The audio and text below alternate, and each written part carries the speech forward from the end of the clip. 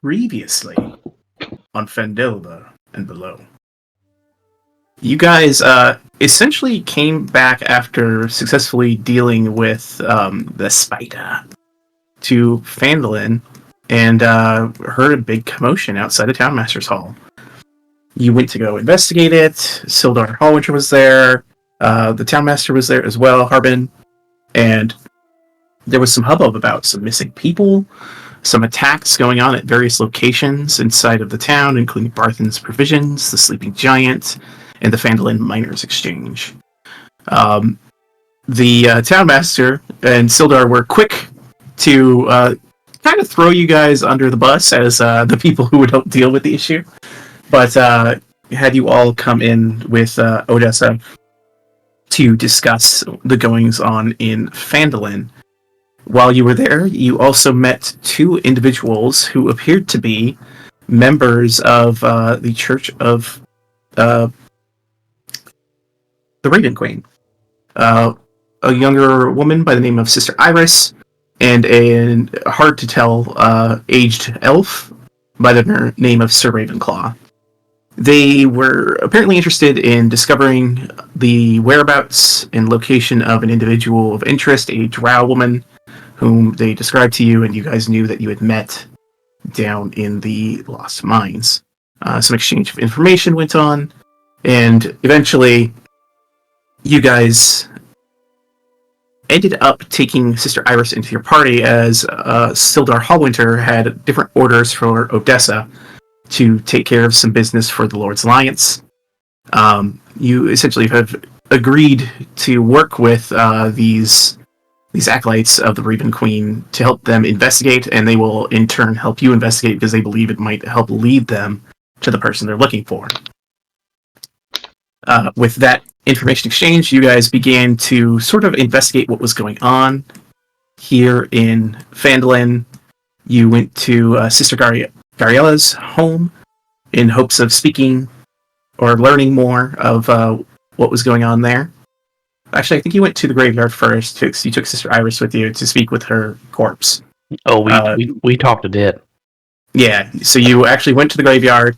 A couple of you exhumed Sister Gariella's dead body, including the very small Sister Iris, who, big, strong, aided you in unearthing her, and you guys asked some questions in regards to, what she knew, what was going on, and got a little more questions than answers, but found out that there was something hidden inside of her home that you could go recover.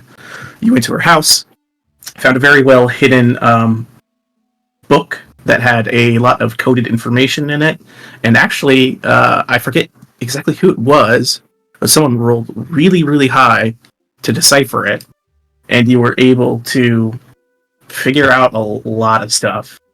There was a lot of notes from the Harpers regarding different movements, especially about an individual by the name of Cap, their underlings, and some issues going on near Neverwinter, and a lot of concerns, especially with the new drow person that has appeared on the scene, who no one knows what house they're a part of or where they came from.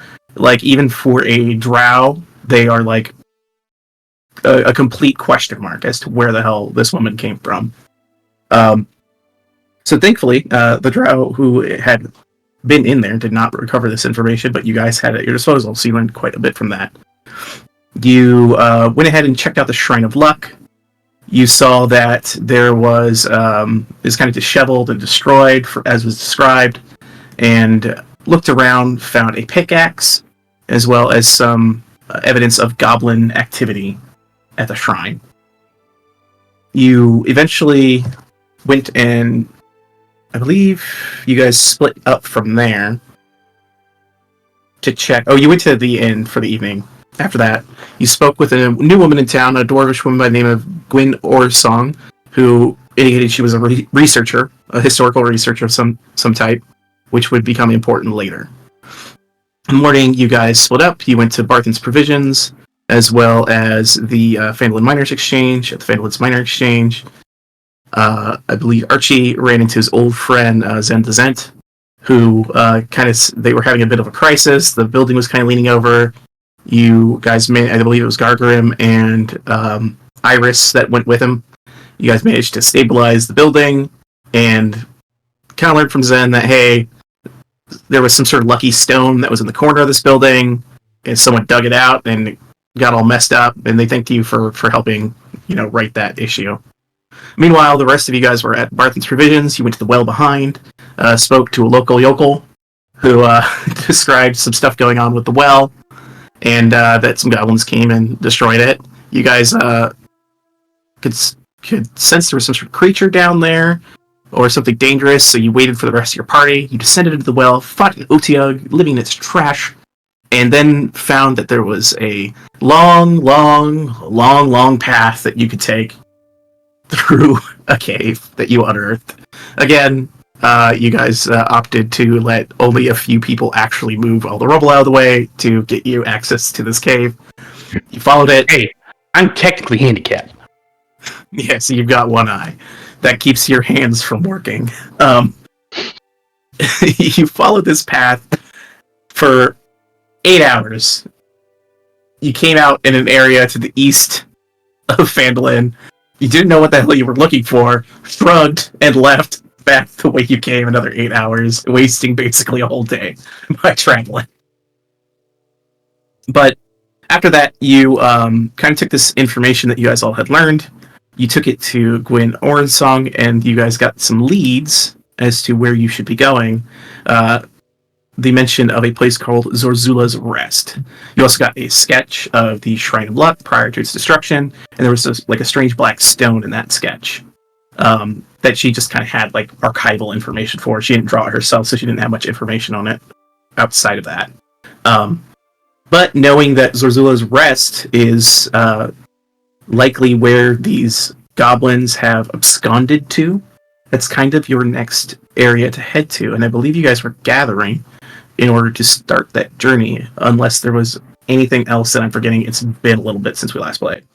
They were having a concert, and Siren was outside the door, I believe.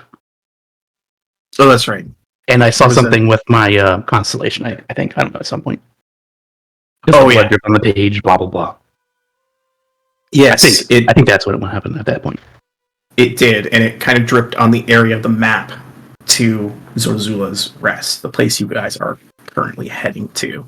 Kind of an ominous sign given to you, Sarah Moondrift.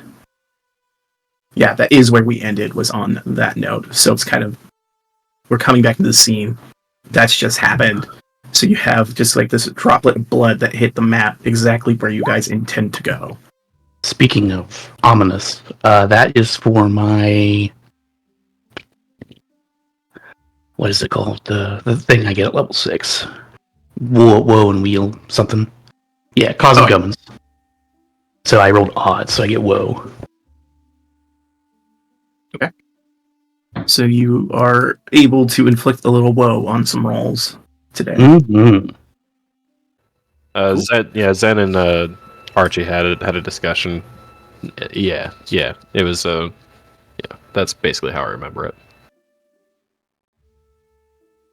What did we discuss already for the Zen room? Sorry. Just trying to keep it cool in front of everybody, but being kind of obvious about it. Oh yes, that we knew each other. That you guys knew each other. That's right. That's right. A very awkward exchange. It was just a funny conversation. Yeah, because he's kind of a fucking goober. Yeah. Speaking of which, as you guys are kind of gathered here on the outside of town, or no, you guys are at the Stonehill Inn. You're kind of gathered at the Stonehill Inn, ready to leave. Give me a perception check, Archie.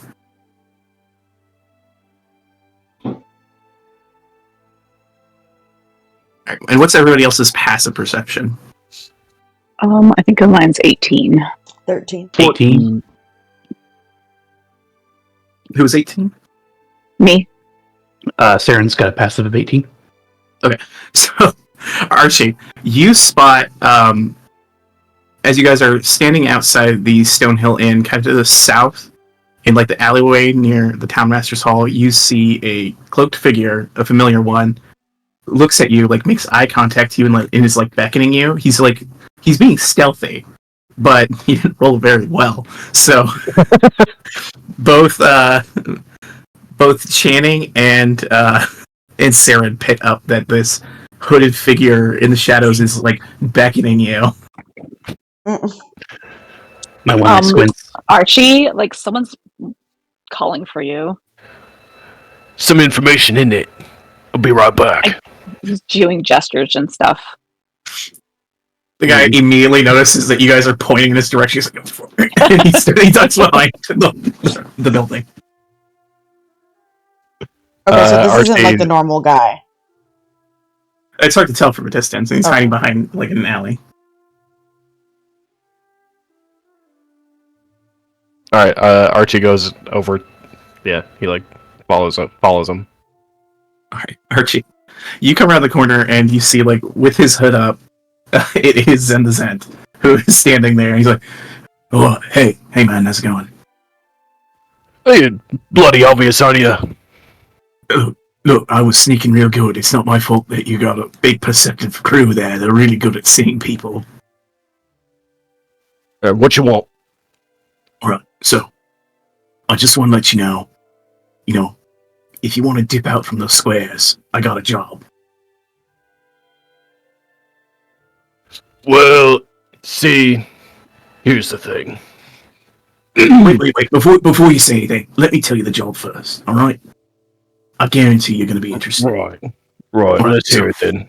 Right, so, remember how you had me, like I said, I'm fucking sneaky. I followed you all the way to that mine, all right? I found it. I stayed hidden. They didn't see me, right? So, remember how you led us there, right? Right.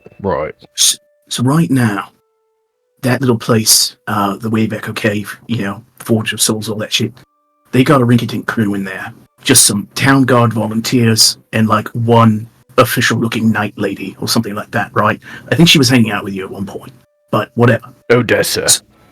Right, that was the name. Really judgmental-looking bitch. So, Yeah, go on. me and the boys, for the cause, are gonna go take them out.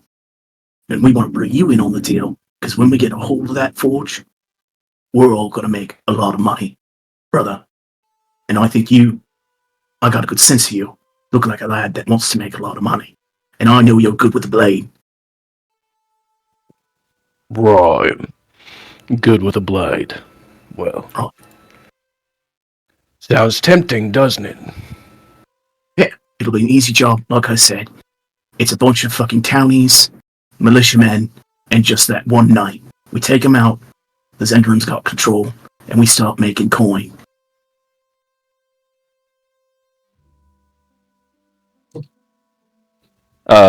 Archie's gonna go along with this, and basically, as soon as he sees an opportunity, he's gonna stab Zen in the back. I don't know how to play that out very well, but that's his. So you're just kind of like nodding along with them. Mm-hmm. All right. Yeah. So you in? Right, yeah, let's go. Money's good. Odessa's a bitch. Let's get it done then. Give me a deception check. I will give you advantage because this guy trusts you.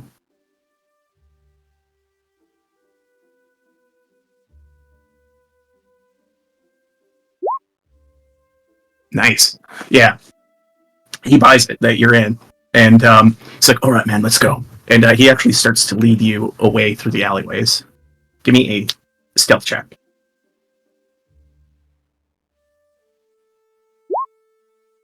All right. I'm going to roll for him. Oh, you rolled way better this time. You guys both start skulking out like fucking shadows to the east. So you start basically heading in the direction of these broken down buildings on the eastern side, like where nobody's actually living, and they haven't been built back up. He's leading you in that direction because the heading east is the quickest way to get to the mines. And he goes, "All right, good. So I just have to make contact with the boys. They should be getting set up around the mine, and then once we get there, we'll reconnoiter with them." And then we'll plan the ambush, alright? Right. What you want me to do in the meantime? Well, we're going right now, so just stay with me, brother, and we're gonna go take care of it. Right. And while this is happening, the rest of you guys are at the Stonehill Inn, and Archie's kind of excused himself, and it's been like a good 5-10 minutes, and he hasn't come back yet. Saren, who has not spent much time with the group so far, is like, y'all got any idea how much time Archibald usually spends with his little friends? Could be 10 minutes. Could be a couple hours. You never know. I don't know. He's always wandering off. I never really thought about it. Kind of weird. Is it? Like, we got stuff to do, right? You know what we do? And it kind of just scattering off of here, kind of putting a little damper on our. Well, never mind. I guess we're used to that. We kind of did waste the whole day. Never mind. I'm just speaking out my ass. No, I think you're on to something.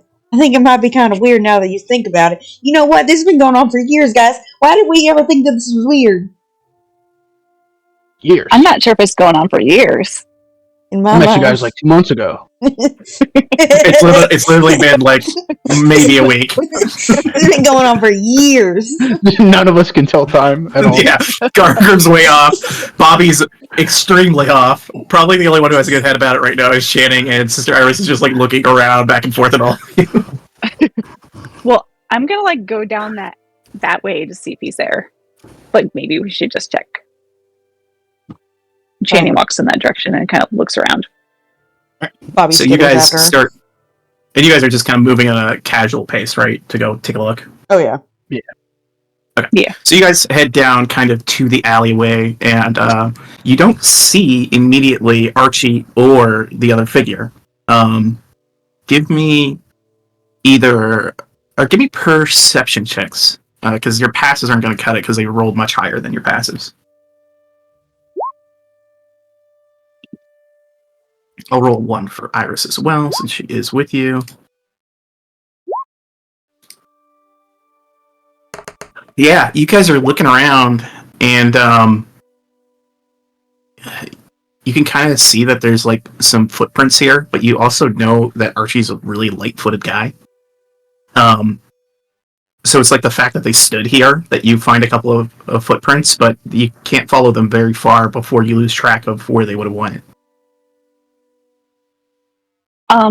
Do you think that Archie knows how to read? I would He say, seems pretty smart. yeah. Maybe we'll just leave a note and just say, "Hey, we're going to that place. Meet us there." But who XO, says he's going to Channing. come back this way? I don't know. What if we leave 5 notes all around this area? Now that seems excessive. Yeah, that seems like a lot. Like a lot. But then we know he It's won't just- miss one. Sister Iris kind of pipes up right now. She goes, do we want to maybe, is there any provisions you guys need? We could get those while we wait? Well, It's not a bad idea.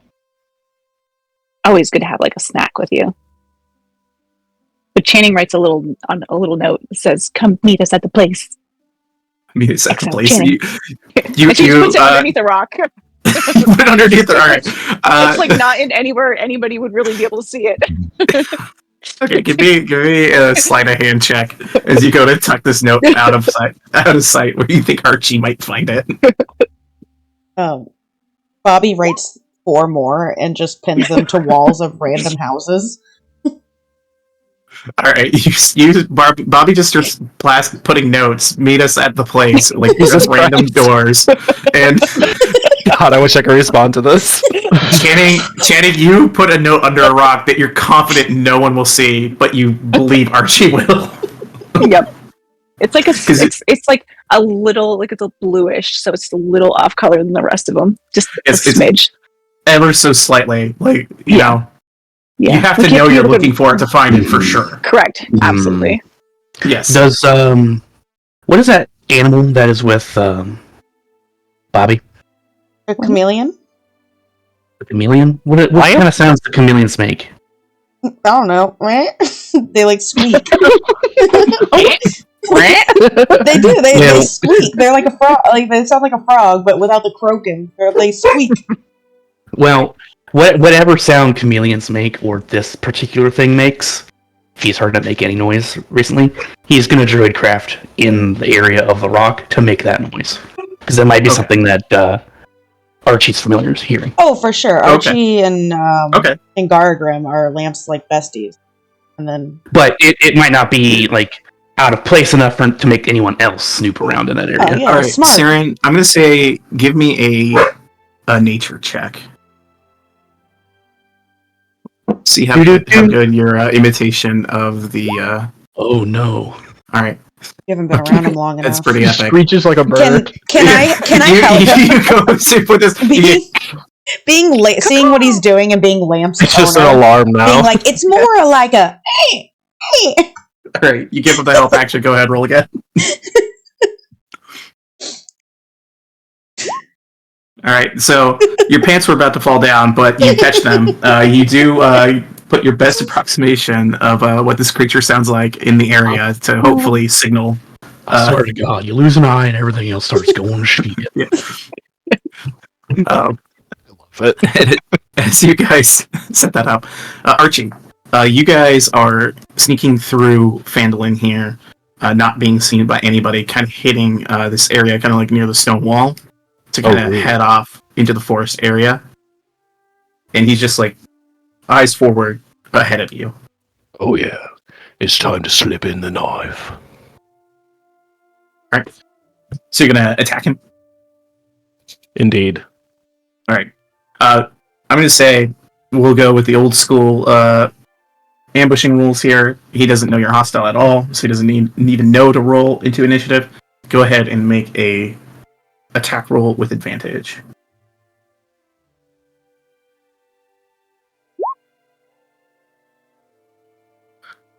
Uh, 24 definitely hits, and you're an assassin, correct? Indeed. Let's poison him. Yeah, that's one of my d6. So like one of the d6 damage is the poison. Okay. During the first round. Oh, you have advantage on any rolls. Gotcha. Yeah. If your sneak attack hits during that round, the target takes extra damage of the weapon's type equal to your rogue level. So adds your rogue level in damage. So it adds an additional... Oh, okay. Where are you seeing that under Assassinate? It is, yeah, Assassinate. It's Surprising Strikes.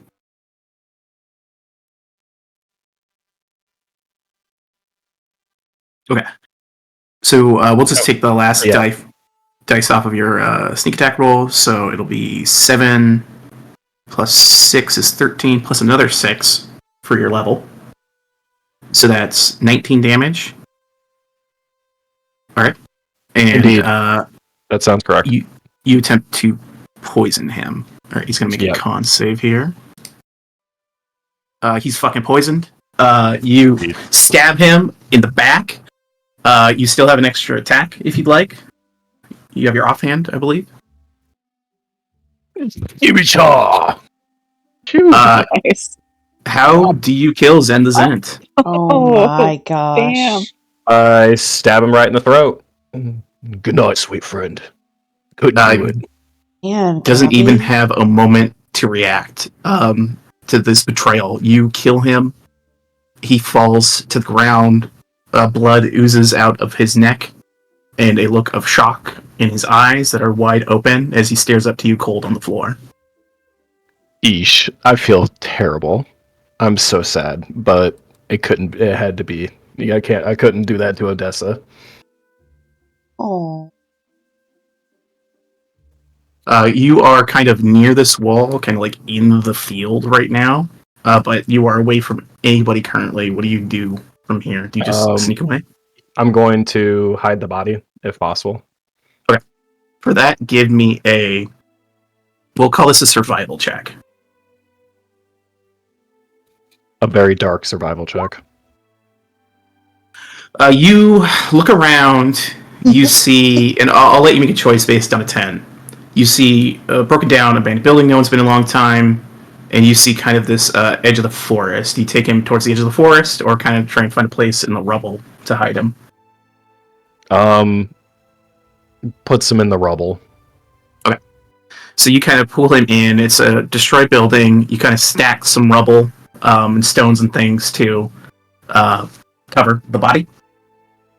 And from there, you are currently covered in dust and shit like that. Your hands got a little blood on them. You probably have to wipe those off. But you've got him hidden, you believe. He's going to try and find like somewhere to clean himself up real quick before heading back to his friends. Or he actually needs to figure out what's going on with, because Zen has a team about to ambush Odessa and the rest of the crew there. So he needs to figure out what's going on with that. Give me an insight check.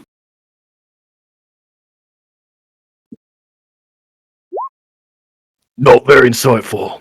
I'll say with advantage, just because you spent some time with Zen the Zen. Okay. You think about it a moment, and you realize the reason he came to you is because he's the leader of this group, and he didn't think he was strong enough, nor his party was strong enough to kill one knight. He was concerned about the fact that Odessa is very strong. And she would have murdered them. They needed your help to do this, essentially. And without you, those guys are as good as dead if they go and try and enact this plan without you or him. And you probably would think that if their commander doesn't come in, they're probably going to call it off for safety's reasons, believing he's compromised. And the shit's off. He's going to look for their camp anyways. Okay.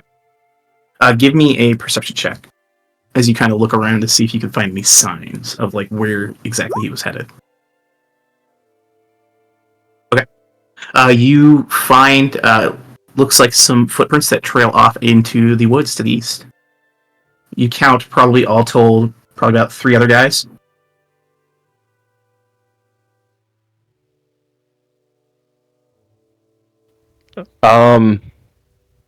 You know what? He's going to just report it to Odessa. He's going to approach her directly and let her know what happened. Aside from the fact, well, I don't know. The thing about that is the mines are quite a ways away. Yeah. You do know that Sildar is in town. You know what? He's going to go report it to Sildar that they were going to be ambushed and he took out Zen. He's just going to be honest about it. Fuck it. Okay. You go to head back to the Townmaster's Hall, which is usually where Sildar is doing business. Do you want to not be seen heading back into town? If he's not bloody and dirty still, then he doesn't care. You managed to clean yourself up enough. You have like water and shit like that. You can. No, he's cool. He's fine walking into town. All right. So after that happens, the rest of you guys had just kind of finished your conversation. You set up this rock with the little lamp signal to hopefully catch his attention, and you guys are going to head off to see if you can get some provisions before you head out. Yep. All right. You can head over to Barthen's Provisions if you'd like. That's probably the only place you can think of that might have things you might need, because Sister Gariella was the kind of other vendor here, and she's dead. Too soon, man. Too soon. Dead. She's been dead a long time. Rip Bozo. Red bozo. You know how we still cry about moon color? Same thing, dude. I'm gonna cry about Zen. The guy you killed. The guy you killed. It was a tragic murder. Oh, I had to do it. I had to do it. He was going to kill one of us. It's unacceptable. All those times that Odessa did her, CPR on all of us. Pretty sure she did it on Archie. Yeah. Yeah. All right, you guys head into Barthen's Provisions. You see the proprietor there, lean, balding human by the name of Elmar Barthen. You guys haven't met much of him because he's kind of had other people running the store, but you see this individual there now, kind of running the shop, and says, "Oh yes, welcome. Please come in."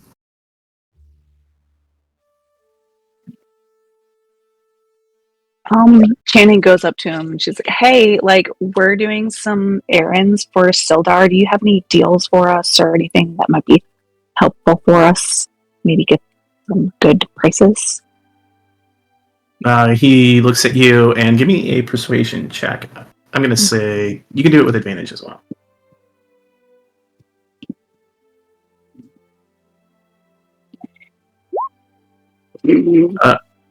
He goes, "Oh, well, I'd like to give you a discount, especially because I know Sildar and Lord's Alliance are trying to do good here, but provisions are a little slim here, so it's hard to cut anything off the top. But I'll see what I can do for you." Okay. Like, do you have anything like interesting that sticks out for us? Might be helpful. Any like potions, stuff like that? We'll see if he has any potions. Roll me a D100. This is just a luck check. Roll me a D4. Okay. You see he kind of goes, potions, well, Sister Gariella, rest her soul, she's the one who was making them here in town, but maybe I have one from prior. And he kind of goes through, looks at stuff, and looking at the rest of the store, it's mostly basic provisions, adventuring gear, stuff like that, rope, lanterns, torches, and, climbing kits, stuff like that, medicine kits. He's got all, like, the basic adventuring gear. But he digs through a few things and kind of finds a singular healing potion that was left kind of in the back of the room, in his back room, and goes, "Oh, I do have one." And he looks at you and says, "Sorry, it's slim pickings, but I can let this one go for, we'll call it 40 gold."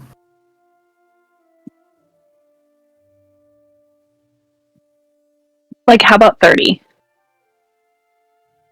He looks at you and says, "Again, ma'am, I'm very sorry, but slim pickings here. 40 is the best I can do. They're normally 50. Gargrim's just going to come up and slide 40 gold on the table. Thank you, Serdorf." And he hands you the potion. Thank you. She was just trying to swindle. And it is a weren't gonna potion of swindle healing. Just a regular yeah. potion healing, right? Yeah, a regular one. Those are normally 50 gold. He actually gave you a good deal. He gave you 10 gold off. He did, yeah. She was just trying to see if she could get down, It's good. You rolled a 12. Yep, I know. I was like, ooh, I thought you were going to tell me my pants fell down. Next time on Press Your Love. They also kind of know you in this town, and you guys have a good reputation, so it's not too hard to convince them to give you a good price. Yeah. But he says, anything else I can help you guys with? You said you're doing some work for the Lord's Alliance. Are you going to be hiking, climbing, anything like that? Digging? I've got tools for that. Yes. Oh, to which? All of the above. Hiking, climbing, and digging. All right. Well, let's see. Let's see what I have for you. I say Iris is really good at digging, so I think we're covered on that.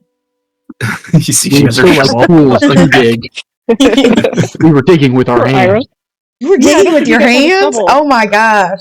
She just has a shovel by nature of her who she is. Hey now, man, I could dig with some magic too. Don't worry about it.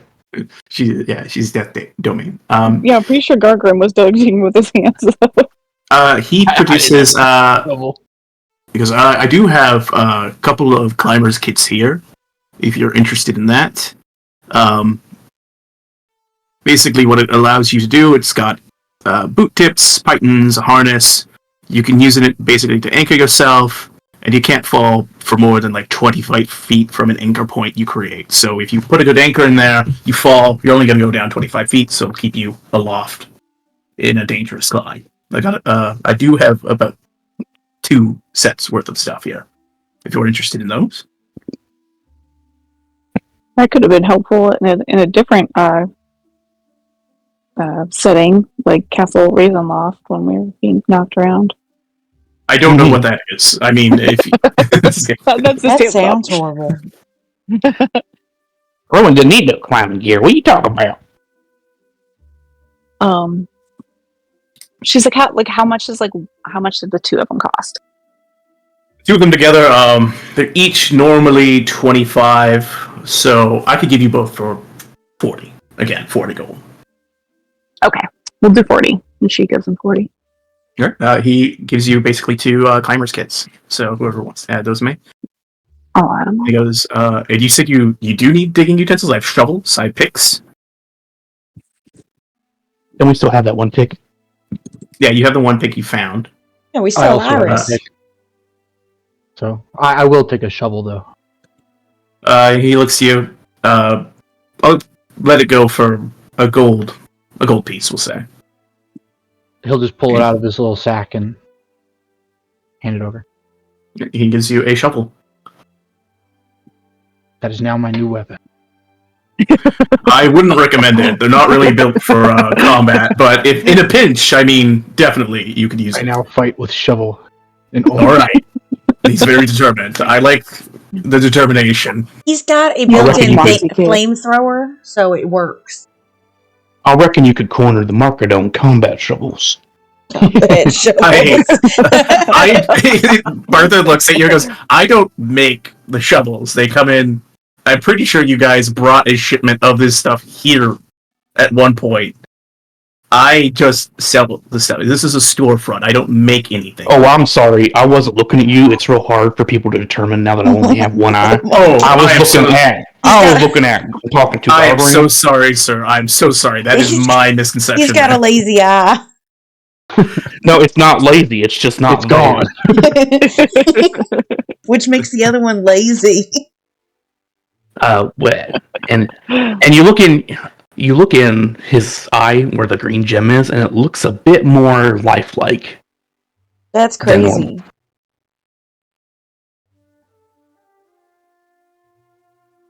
Well, again, sorry about that misconception, sir. Anything else I can help you with? Are you looking to be looking in the dark? You need some lanterns, anything like that? He's like really trying to make some sales. Well, I can see in the dark. I can dig with magic. I think I'm good. All right, so I'm useless to you. Understood. No, I think you're I not, can like, see in the useless. dark. Do you have any We just exhausted. robes that have flashlights attached to them? What are you talking about? Do you have any robes that have lights attached to them? Oh, like I don't know how that would work. I don't To be know. perfectly frank. Do you have any cool robes that have spells attached to them? Oh, She that wants one of question I those understand. No, I do have a little mining cap that you can put a candle on if you'd like that. How much? Then it would look like I'm gold helping. piece. I want it. It's a gold I want piece it. for the cap. If you want some candles, I can give those to you. 10 candles for 5 silver. I want them. All right, they burn for an hour each. So 1 and 5. Aaron watches her spend this money. They're weird. It won't give you a terrible amount of light, but it will illuminate your immediate area and help you see in a pinch, especially if you're like in a very narrow, dark tunnel. I love this for me. I'm looking like I'm helping. Guys, see? I can't help with the digging, but I can look like I'm helping with the digging. I feel like that hat symbolizes industrialization. Did you I don't already want pay this it? Did you pay for it? Did you pay for it already? Yeah. He's already bought it. He's already handed this stuff. Saren cast dancing lights and put all 3 lights on Bobby, one on shoulder, one overhead, one on the other shoulder. Dude, why couldn't you put them in my hat? Put the dancing lights in my hat so it's like That's cool. true.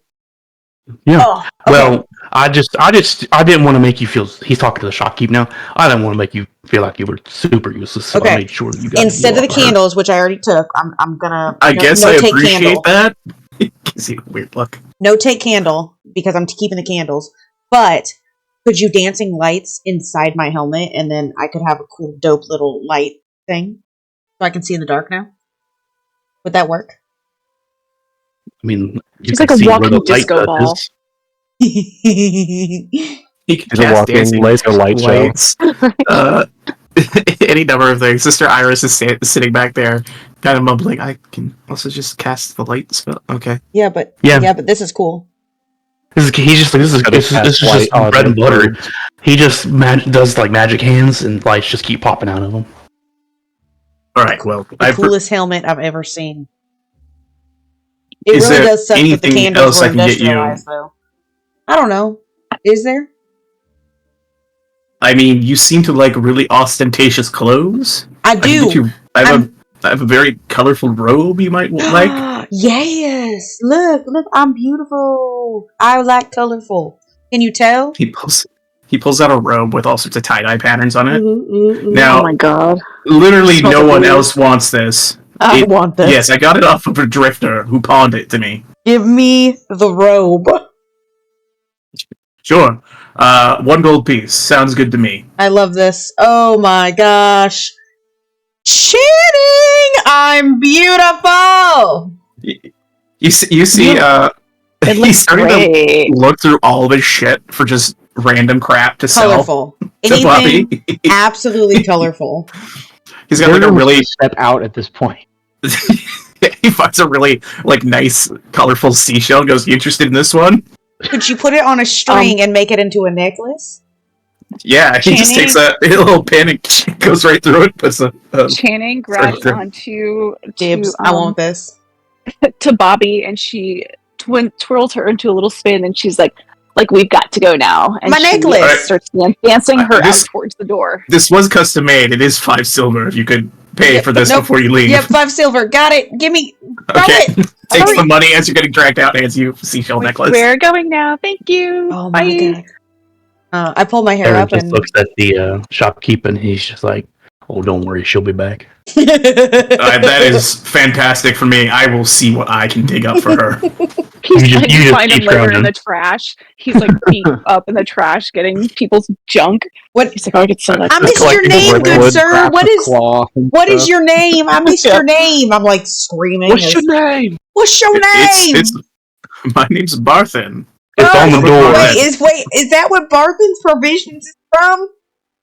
You guessed it, little lady. He gives you a wink. Wow. I love that it's handmade too, not made by machines. I love this. Channing Sure. continues to drag her away. Yeah, They're you get dancing dragged out, around. Bobby. The Yep. door They're dancing, so she doesn't really realize it. the door swings. You I'm hear the being little ding of the spun. bell as you're dragged away. Yeah. Just being spun out. I'm just spinning her. They're like doing like the big ballroom dance swirls. I'm like I'll looking go at my way out. seashell and I'm like, can you tie this on me, Channing? It's beautiful. So handmade, so beautiful. As you guys finish I up, think there's like a bug in it. That's as you awesome. finish I'll up eat it Barthen's later. provisions, we are going to go ahead and jump back real quick to Archie. Archie, you head back into town. Are you kind of going the same route that you were going previously? Yeah, he's just going back the way that he came. What's your passive perception? 17. 17. You hear like a little whang as you kind of get in the alleyway that you were in previously. What the bloody hell? Sounds a little like Lamp, Lamp, where you at? but like Lamp if he was like really like chain smoking. It's not quite right.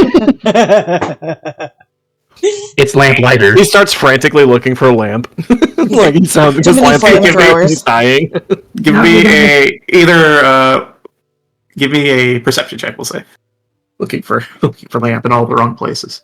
Don't worry, there's 4 more on random people's You doors. just keep hearing. Fantastic. You cannot find it anywhere. Oh god, I made an Archie trap.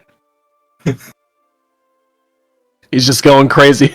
He's like, "No, lamp, blue buddy, I'll find you. It's gonna be alright." It takes you the better part of a minute, but you finally find the source of the noise.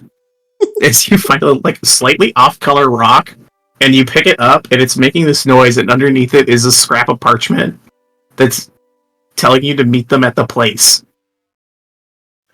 Meet us at the place. What's the place?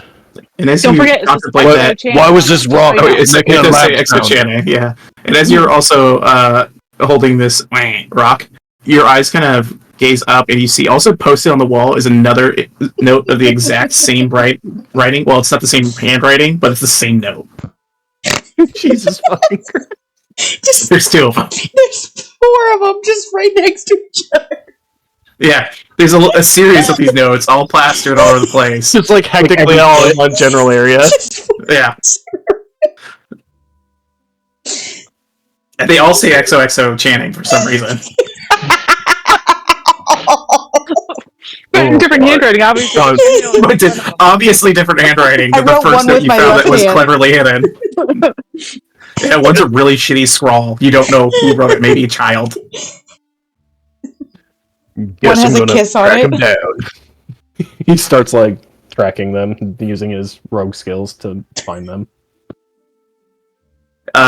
You start to walk out, and it's very obvious they just sort of clomped over here as a huge group, looked over, and then clomped back up north. You are next to Townsmaster's Hall if you want to dip in and see Sildar before you reconvened with them. Yeah. Better tell him about the rotting corpse that I left in the abandoned building back there. Oh shit. You duck into Townmaster's Hall. You see that the Townmaster's not currently there, but Sildar Hallwinter is sitting kind of at a desk, doing... It looks like he's looking over some papers.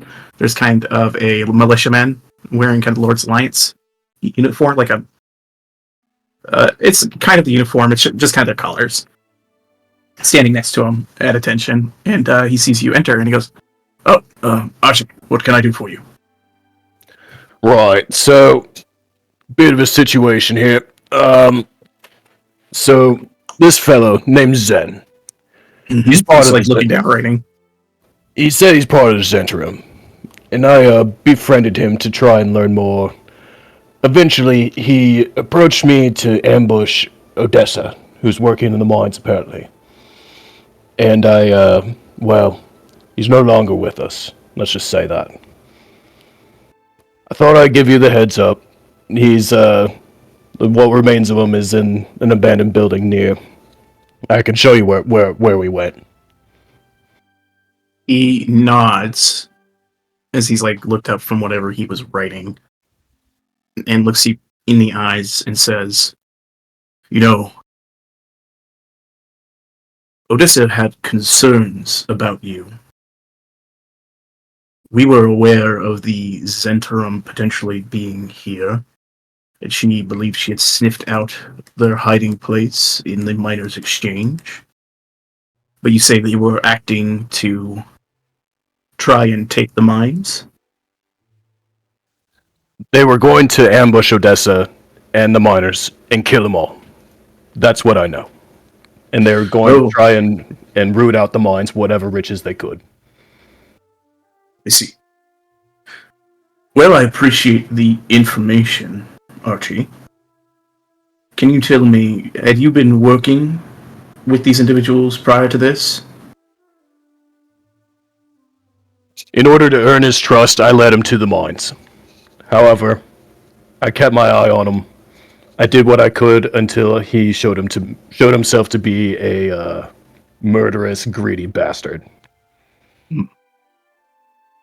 You would do well to know that organizations such as the Zentrum are all greedy and murderous. You should avoid them in the future, my friend. Thank you for the warning. Just trying to do the right thing. And you have. The Lord's Alliance thanks you.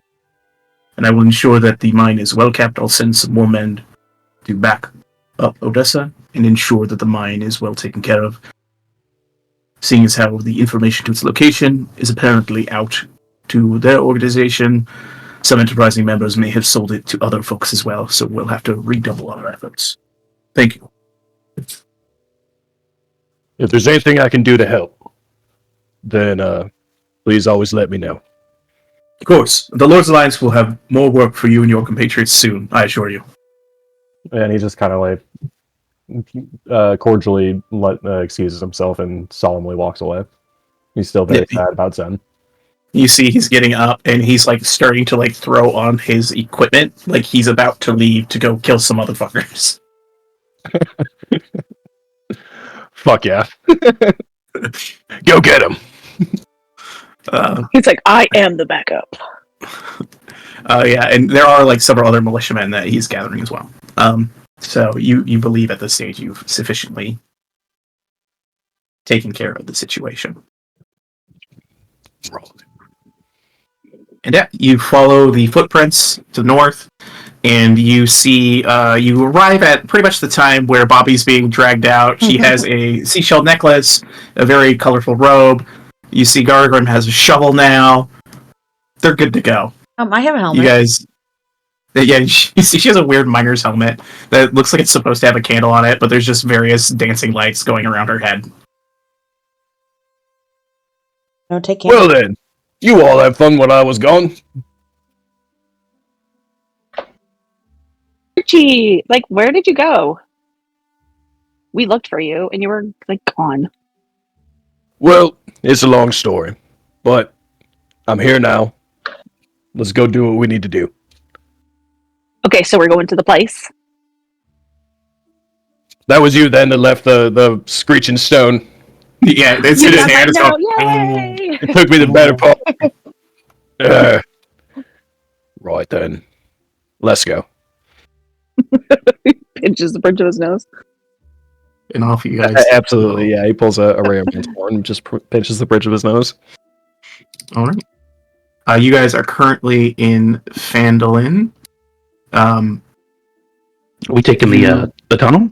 Or Yeah, you could head. It's up to you. Do you want to head out through the area, through the Icespire Peak, kind of this direction to go to the place you need to go, or do you want to head through the path that you've found? Did clear it. Yeah, it was pretty straightforward. Whichever the. It's probably underwater now, though, right? Yeah, we did let the water into there. You guys can check out the well. It looks like, there's a fair bit of water down there. But you'd have to, go down into it to see for sure if the path is gone. Because if you remember, there was kind of, cut-out path on the side that kind of went following the river itself. The underground river. Yeah, the three of us are real short. Well, we don't have to go down into it. We'll be underwater. I'll be swimming. If you're watching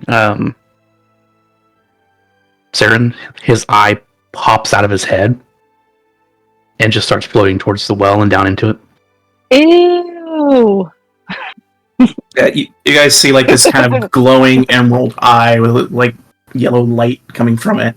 Just that's fascinating. goes down into the well. Well, it's a nice trick. I can only do it because I'm missing an eye. Mm-hmm. Well, no, you got something better, don't you? The eye But his eye goes down and- there and checks in there. Yeah, it takes a look around and it sees that while the water level is higher in there, it's kind of stopped at a certain point, and you get down there, you have to swim a little ways, but the ledge is still in there that you guys can get onto and follow the path if you wanted to head through that same direction.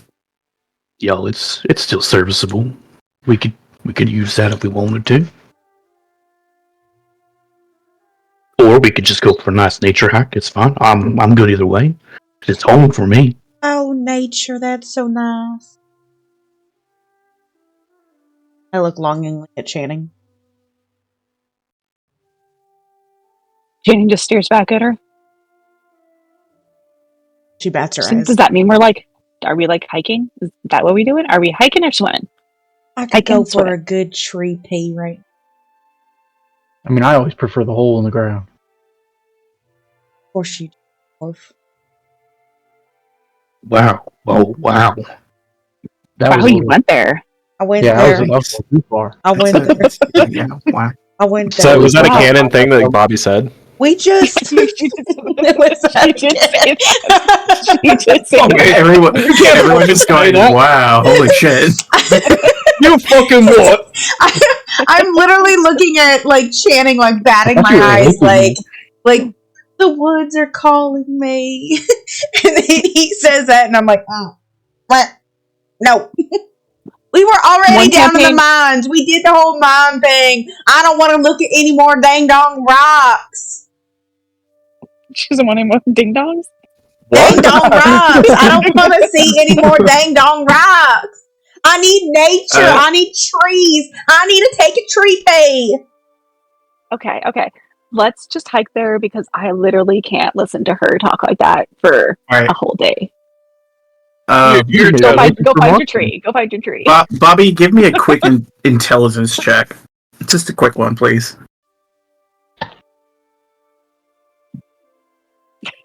One campaign is goblins, the next one is dwarves, apparently. Bobby, Oh my if you God. think about One of the as party you members is a dwarf. As you I'm not simmer on against your dwarves. dwarf racism, I'm not against dwarves. you think about where you guys are headed. You're headed to the Ice Spire Peak. And there are no fucking forests to the east until you get out of the peaks and hit the Crypt Garden Forest. So you won't get to a forest over land, you think to yourself. Wait, so we're not taking the trail? But it's like There- in for the you, hills. There's no mountains. Where you need to go is You need to- Zorzula's Rest, which is directly east.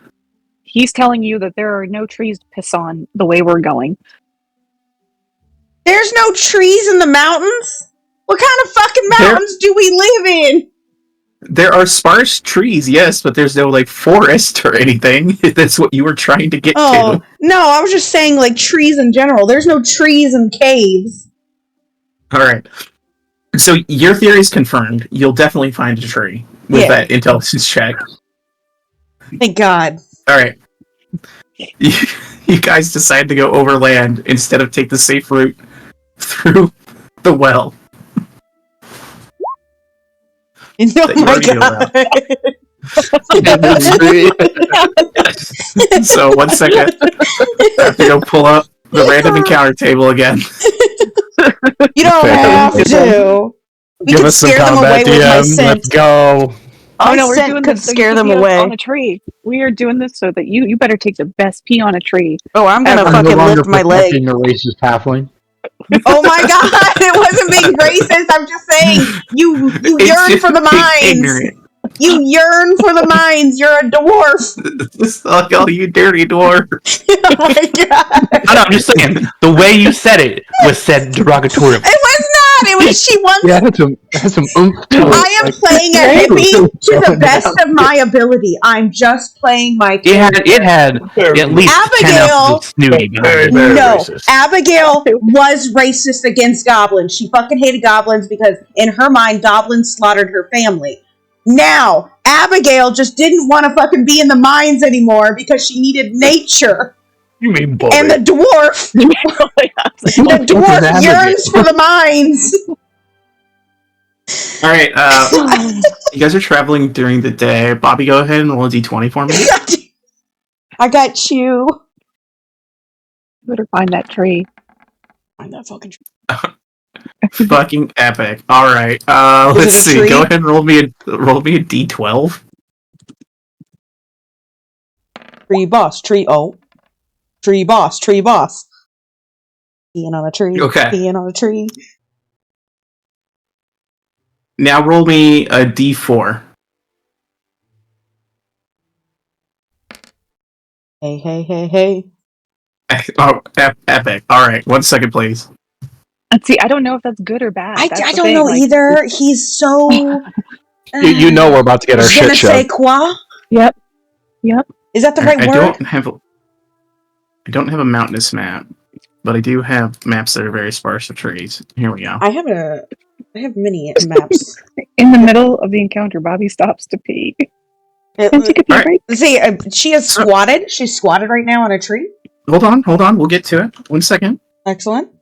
You can You put her can't as, pee yet. We haven't rolled for initiative you yet. can put her as Don't roll squatting your piss position. RP yet. Okay, we're not peeing. God, why'd you put it that way? I hate that word. It's worse than the M word. No, it's not. It's second worse than the M word. What's moist? Ah, Is that it? Huh? yes. What other M word is there? I thought you said There's a lot of I was words. like, No. we don't Oh go my there. God! No, I did not. M is in I mother. was like, M is I in. heard M Here, is in let milk, me don't let worry. me go. Let me go military for you. M is in Mike. okay. Alright, Roger that. you guys are headed, down the path, or what appears to be like kind of a stony path on your way eastward.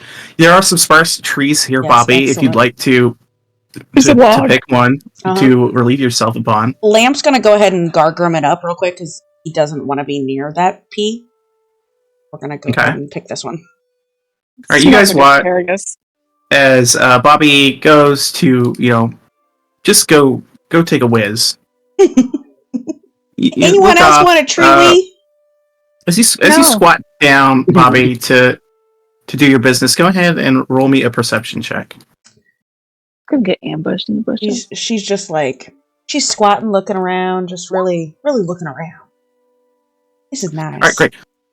So you sit down, you get ready, and you hear like this weird buzzing noise, just like zzz. Oh my god. And you look up into the trees, and you see a swarm of these weird creatures looking down at you. This fucking And demons. we're gonna go ahead and roll initiative. Guys! No, I'm gonna go with my pants down! All right. So, Saren, you see a bunch of little creatures are buzzing around and come out of the tree near Bobby. You are the first to act as this happens. Oh my. What the hell are those things? If you'd like to give me either a religion or arcana check. I'm better at Actually- Arcana. These would be nature, but I'll give you the arcana. You look at these guys. These are what are known as sturges. And a sturge is a nasty little critter that drains people's blood. Oh, Like a mosquito. They look like that. But far worse. Yeah. Ooh. Everyone, we need to kill those things. They are not good, and Bobby could very well die. She is a tiny sack of blood. They could actually kill her, the amount of them there are. And the amount of blood she has or doesn't have, she's a tiny little fellow. Disgusting. They are like a sack of flesh. She's a dwarf. Oh my god. Well, it's true. Bobby, run towards us. Pants are around my ankles, dude. Run towards us, and he's gonna cast Consider prone. fog cloud on this entire thing. Okay. The 20-foot sphere. Boop. So here, I'm gonna use my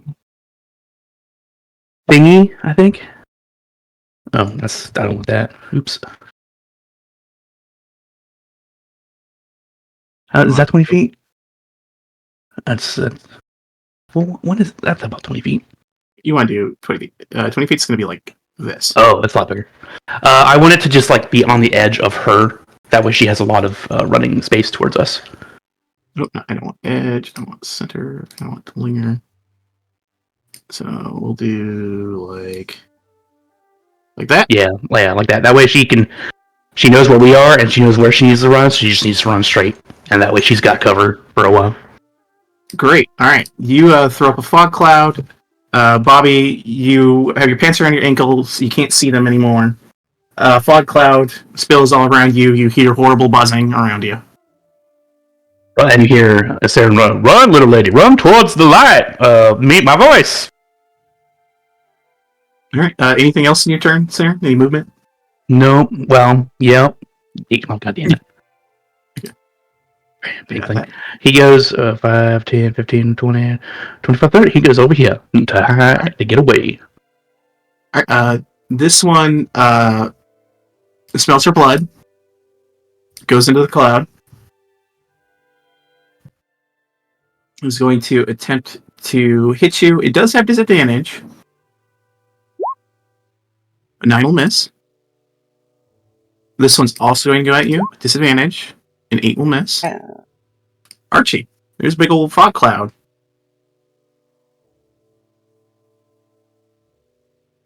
Right. Bobby. Stay Sorry. back! Stay back! You can't see him coming in.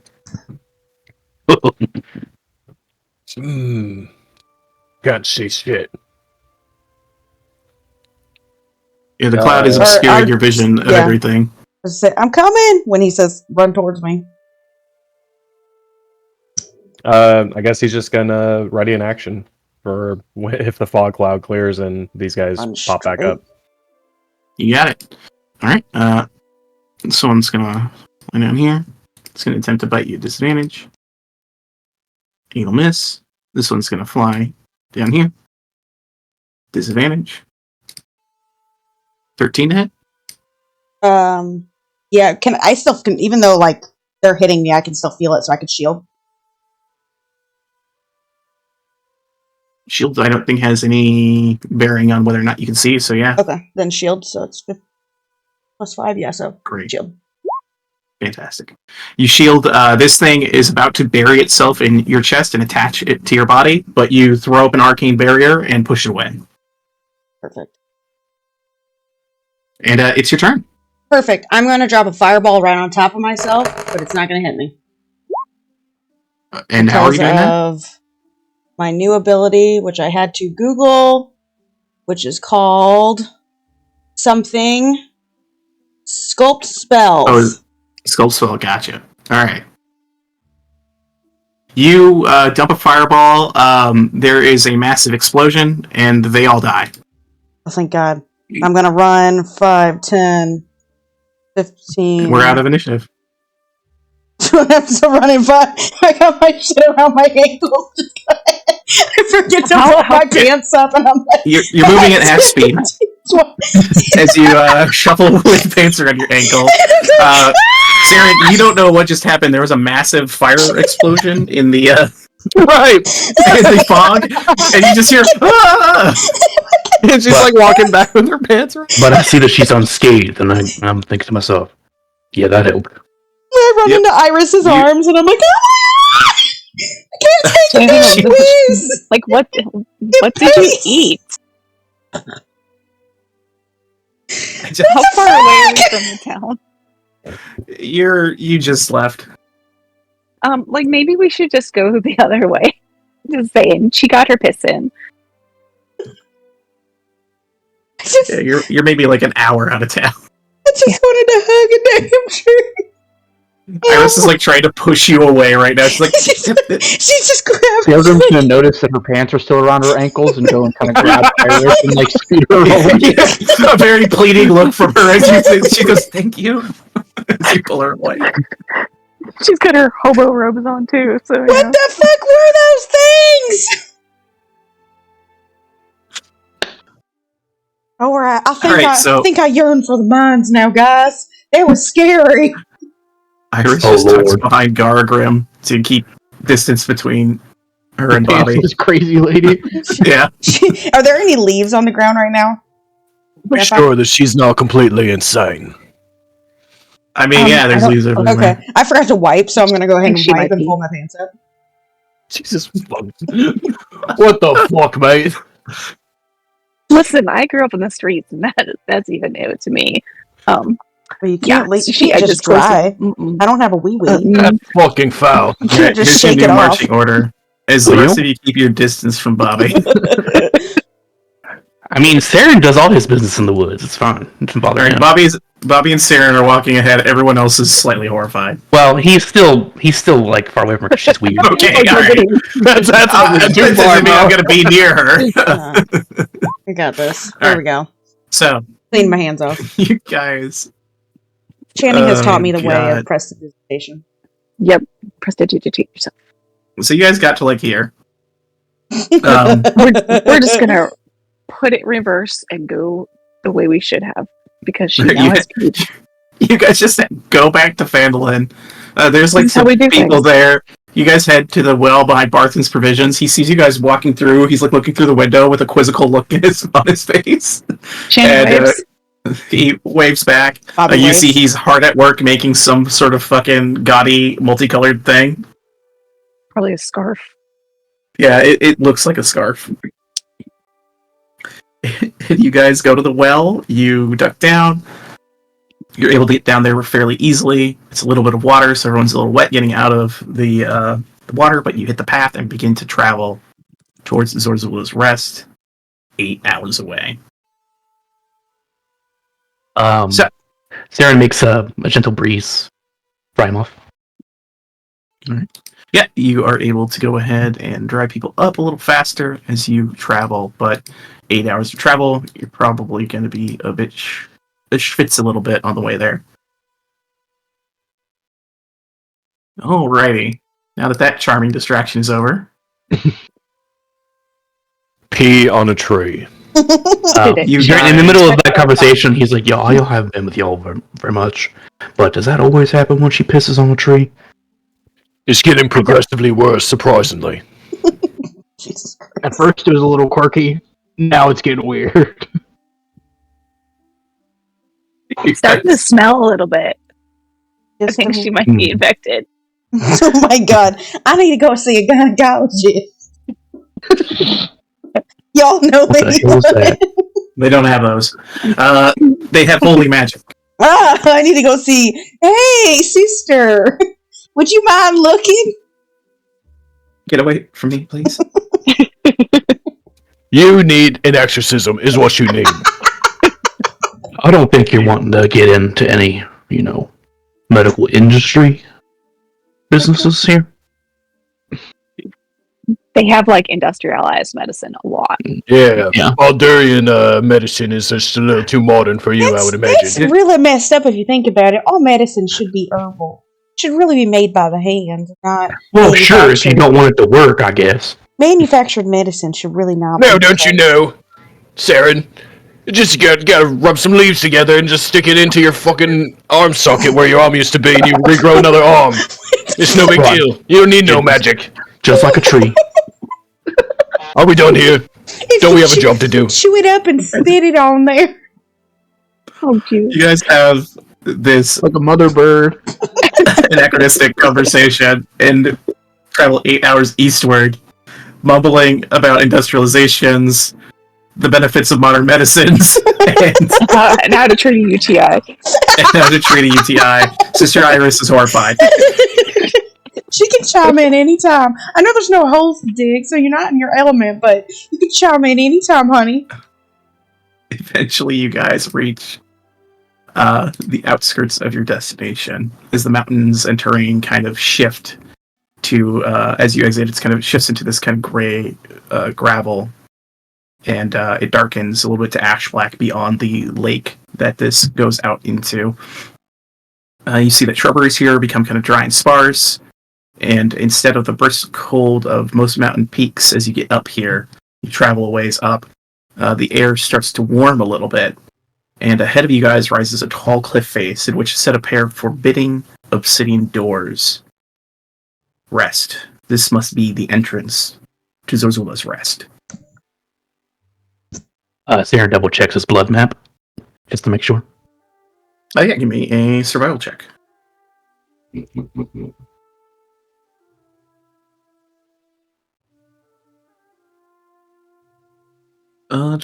Yeah, not too difficult looking at the map and referencing it from where you left.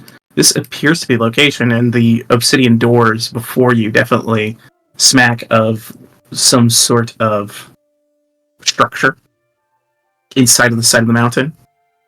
And now, the lady was saying that we should look for the side entrance, I guess, and not the main doors. I can't remember if that was part of the conversation or not. Yes, she did warn you that Dweradar fortresses are notoriously, and even like normal mountain dwarf fortresses as well, are very difficult to besiege by going directly to the front door. So if anyone's inside of there, you'll be at extreme disadvantage just trying to bust your way through the front door. If they're hostile. No. Now, if they are willing to talk, you could always try and talk to them.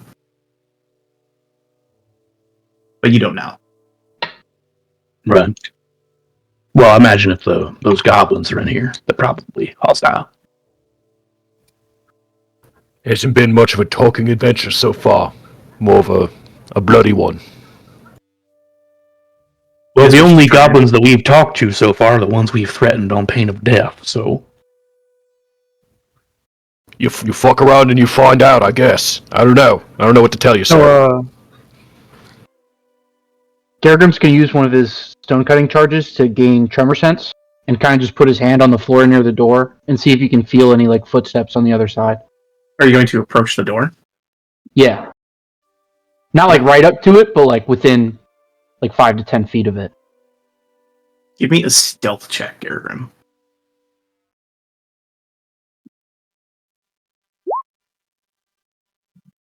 Okay, let me check something here.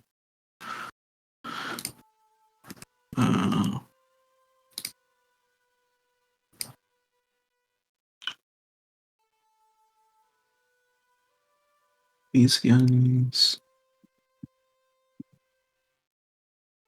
Okay. They don't notice you. I'm going to go ahead and kind of put you guys on a map just so you have an idea of where you're at. And I'll put you guys over on the side kind of and where Gargrim goes up to. Do you want Lamp to be with Gargrim, Bobby? Yeah, he's with her ever since the pee incident. Understood. Alright, so let me take you guys to the map here. So you guys can see, like, you're up against this cliffside, you see the doors here, Gargrim, and there's kind of like this kind of parapet, or like, not parapet, but a stone wall that's there, and you kind of use your tremor sense. You said you want to get, like, within 5 to 10 feet of the doors. Yeah, like right around there, or like maybe like here, if anything. Okay. You sneak up quietly, and you don't like hear like the immediate sounds of like any sort of alert or anything like that. So if there's anything there, they definitely don't notice you currently. So you can stay a little low. You extend your tremor sense, and give me a perception check. I'll give you advantage because of the tremor sense.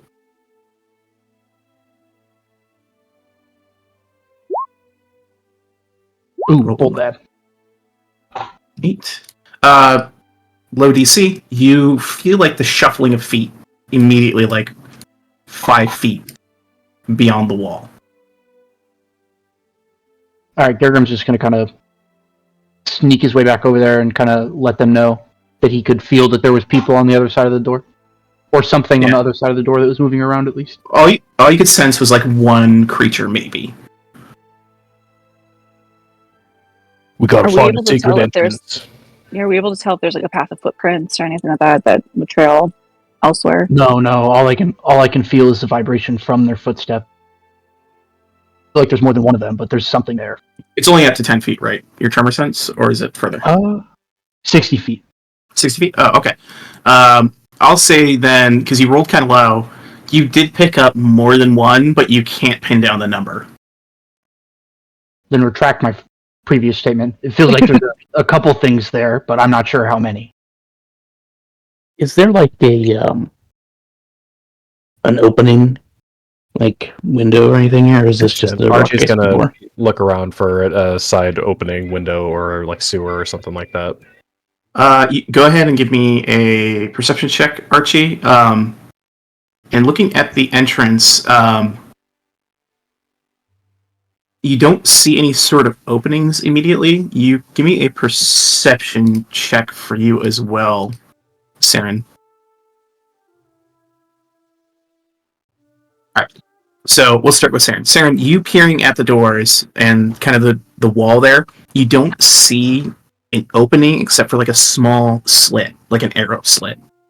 You can't quite make out what's in there. You do see like a little movement in it, but it would appear that this is a well-defended fortification, and it's built for them to be able to shoot out and not very easily for someone to shoot in. Right. Archie, as you're kind of looking around the area, you do see there is some foot traffic that leads away from the entry. It seems to go a little further up the mountain path. You could follow that if you want to. I see a trail heading up the mountain path. I say we follow that and see what we find. Theron agrees and says, yeah, there's So the probably chain. a side entrance up there, like the little dwarf lady, you see it. As you guys are heading up, you see what appears to be like a little bit of steam escaping as you make it up a little ways. You see steam rising from the ground. Ooh, it's getting hot in here. Archie's going to just try and perceive how in nature steam could be rising from the ground and why. Give me a nature check. Hard to say. You're not quite sure. I mean, assuming there's no hot spring like right below us or something like that. You'd have to get closer to tell that, but just like looking at it, like you're like, I don't know, could be something. Right. Certainly. It is not a giant sleeping monster emitting some kind of steam. But who knows? It could be. For all I know, it could be. Dragon. Wait, do we see the steam just popping up? Like, actually see it visibly, or do we hear it? Yeah, you visibly see it. You see like a white. Is Is it? it out of one specific area, or is it like coming out of all kinds of places? It seems fairly centralized. Is it small enough for like a vent type area for like lamp to go into, or no? It's hard to see through all the steam itself. You'd have to get closer. How big is the steam circumference or diameter? Diameter about 10 feet. Diameter. Okay. Or I'm sorry. Diameter would be Just across, like the width, like the Straight edge to diagonal edge. line across the circle. right. Yeah, sorry. I was thinking of the other one. 20 feet. Then. Okay, right, radius. Yes. Okay. So, Are we able to move around it? and this is just Eyeball. in front of us, or like ahead of us, like several hundred feet or something. It's about from where you guys were at previously. It's up a little ways, like about 30 or 40 feet up the mountain, but about 20, 25 feet away from where you were previously, lower in the mountain. Eyeball goes right towards the steam. The eyeball flies off towards the steam, and give me a perception check.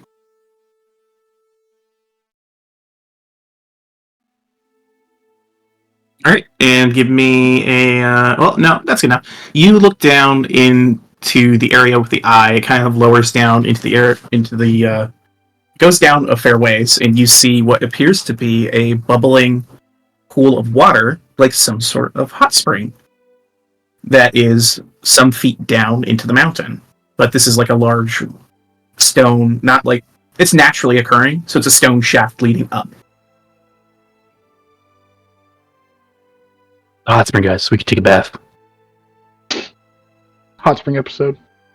Oh, I wonder if it's connected to the structure itself. I'm gonna find out. Eyeball flies down into it.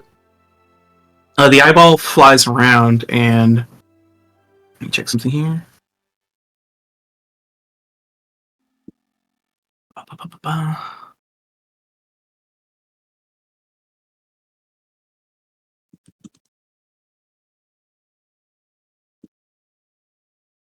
Check. Give me another perception check for the eyeball as it starts looking around.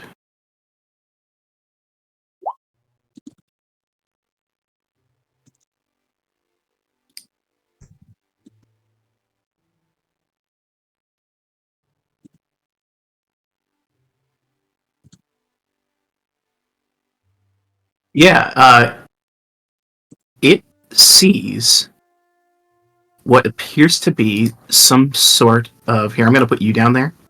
So this is the area you see, and it sees what appears to be kind of like a hidden door down near the pool. All right. And my eyeball can see. Well, is it dark down here, or is it lit up? It's dark down here. Does my eyeball get my dark vision? I'm assuming you're like doing the familiar thing where you work into it and you use your own perception. Yeah, I'm working into it because I'm only using this familiar as an extension to my senses. I'm never going to use it for combat. Yeah, I'm gonna allow it because it's not gonna give any help actions or anything like that. It's just it's never gonna. It's just a floating ball. It's not. Yeah, it can't help me. I'm just gonna call it an extension of your vision, essentially. But like while you're in it, like you're out, so you can't like perceive from your own body. You perceive through the eye. Right. I am the king of the north. It is your eye of Kilrog. Boom. So I see. Oh, That's the name I was trying to think. I see a door. I see probably what looks like stairs. I don't know. Over here on the right side. Where can you Do I see that?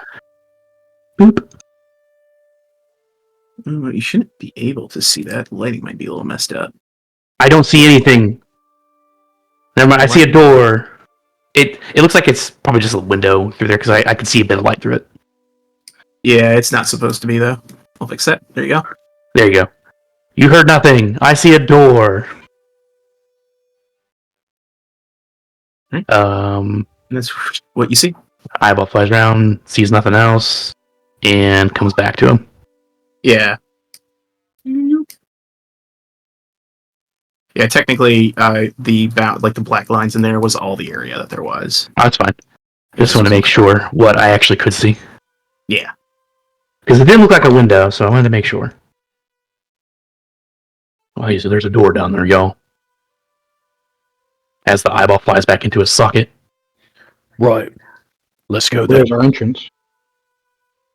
And you guys do have all the things you would need to set a rope up securely in the mountain. Yep. Yeah. All that To, climbing gear. To descend. Yeah, and you would just need to set up the python and the rope, and you guys could have it there as well, secured to exit out of if you'd like to exit that direction as well. Cool. If you want to leave it behind you, it's up to you. Channing got 2 of them, so she could leave that one. Mm-hmm. Okay. I also have a rope we can use. You guys descend, and I'm just gonna put you down here. And there's Alrighty. some dancing lights ahead of us, that way we can see around. Yeah. Right. So as you guys descend down into this area, it's a natural pool brimming with a turquoise water that burbles at the center of the chamber. Steam coils at the water's surface, rising to the vent in the cave's ceiling above you that you just descended from. The water itself sparkles with an inviting, tranquil glow. You said it's turquoise? Not like... Yeah, Is it actually water? Do I smell things that are not safe? give me a nature check. Ooh, that's only a 9. I mean, it's got a little sulfurous smell to it.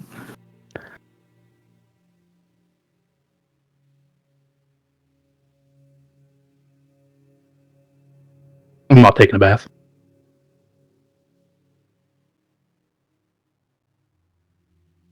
Channing's gonna walk around a little bit. The black parts are like the actual walls, so... Oh, just kidding. She's not gonna walk through the wall. Yeah. She's... You know, I'll save you guys the temptation. You locked us in there, didn't you? Yep. Slowly but surely, the light dies from around you. I have candles. No take. There you go. Now you're locked in this cage with me. Trigger. Yeah. That's what you guys see before you. You push. Who's opening the door? I did it. Who went? I Okay. did it. You push open the door, and what you see before you is an area that reeks of waste. The walls here are lined with long wooden benches, equidistant holes, which empty into a large trench. The center of the room is a long trough filled with murky water. And as that door opens... Actually, no. You're fine for the moment. Oh, great. We found the shit house. I'm like, is this a sewer? It does appear to be a latrine. This is a looking bloody at- latrine. Close that goddamn door. Hey, if it's bloody, they got more problems than just us. Well, that's to be assumed, given that it's a latrine. You see what they wipe their ass with in there? Why you should go yeah. all natural. Channing, The dagger bites Sorry. can't. You are Channing having disgusting sex and with stay anyone the fuck away. I mean, if there was anyone there, they probably would have been alerted by you just pushing open the door. like I'm taking a shit. All right, It's Channing's in a gonna crafty situation. walk in there, right? Yeah, you see a halfling really shitting their pants over, oh god, oh Jesus, no. Well, we saw a halfling. take They're wearing a piss in the tuxedo and they just ask mint. Oh my god. Ugh, it's disgusting. Guys, there's nothing Channing's gonna. disgusting. She's gonna listen at this door instead of just opening. Understood, give me a perception check. Yeah. Oh,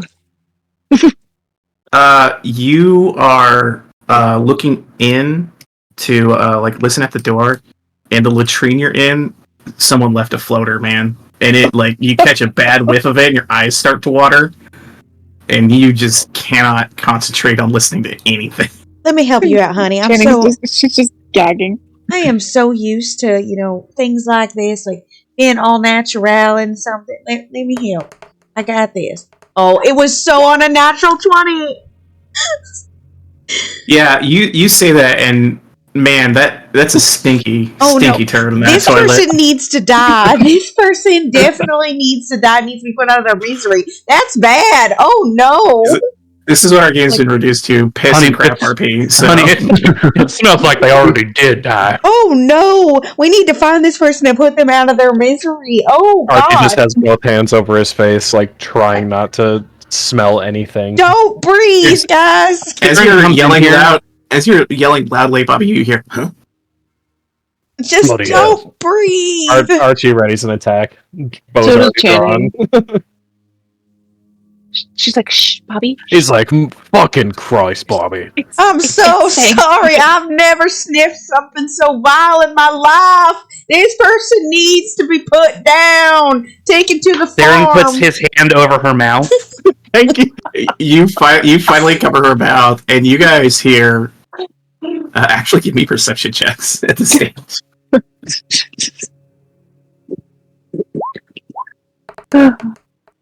Yep. You trying to get us killed? Yes, she is. So bad. Archie, you hear through Bobby's dramatic performance that you hear the huh? And then you heard footsteps coming towards the door, but when the noise in here continued, you heard the steps turn away and a door open and close. Oh, fuck. Let's go get Fred. Well, they're alerted. We're made. It's time to make a stand somewhere. Let's not do it in the goddamn latrine. Yeah, it's bad in here, guys. I don't know if I told you this, but it's pretty bad. Archie scans the room with his bow out. Oh, there's I'll beds. describe what you see here in one moment. They had to sleep in here next to the vile shit. Well, you're sleeping in here next time. If someone dies because you couldn't keep your mouth shut, you're sleeping in the latrine. What you see here is you see numerous messy bunks. Their sheets crumple. The dark opening in the west wall reveals an empty shaft framed with a metal truss.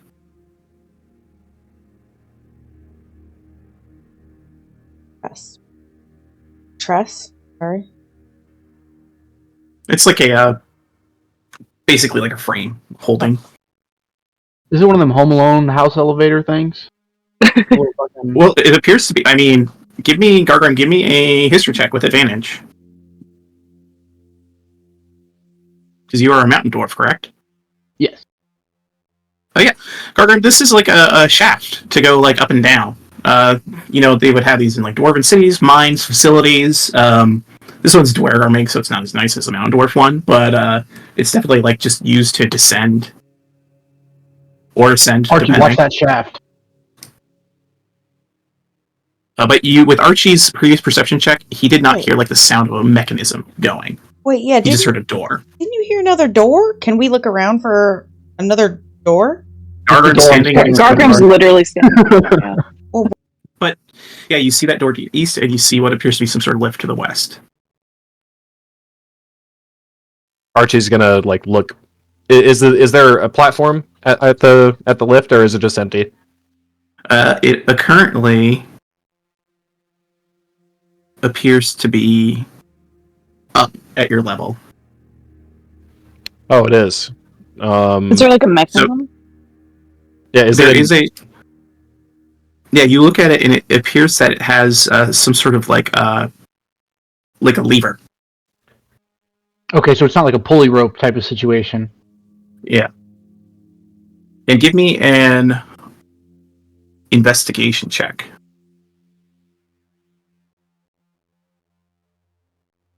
Who? Archie, who's looking at it. Sorry. Archie, you look around and this little elevator, this little shaft appears to be not functioning. It's not currently activated. But you see like a bunch of like runic symbols inscribed into this lift that seem to be dull and inert. If you'd like to, you could also give me an Arcana check if you are proficient in Arcana. Sorry. Yes, I do have proficiency, just not expertise. That's fine. You just need to be proficient to tell. You definitely pass. You look at this and you realize that this lift is powered by magic. Someone could potentially use like a first level spell slot and reactivate this thing, and it would be fueled for a day. Magic folk, we could activate this lift. If you want. If not, we got a fight in front of us. Big does it look like? How many people does it look like it fits at once? One. It is a singular person that can go down at a time. And you don't know how deep it goes or how fast it moves. Or where. Or where. That is another good point. You know it goes to Z12. Because you saw that earlier. Whatever that is. Z12! I don't know what the bloody hell you're on about. That means it's 26 floors down.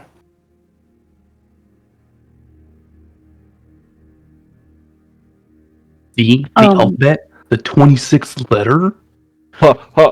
Okay, sorry. I'm dumb. Archie's smart. Archie would have got that joke. And 12 for the number of people ready to kill you when you get there? You know you could activate it, but you also know that you've been made. Yeah, I don't know what's going to be on the other side if just one person goes down at a time. I feel like that might be a bad idea. Well, we did come here to, kill everyone here, right? I'm just trying to understand what our goal is.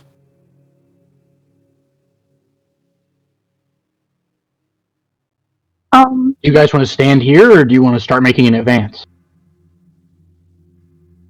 Oh, I'd say we fortify this room and bait him in. Do you want me to open this door then? Hold on a second. Running if I open this thing up. Bobby, What? get back. Okay.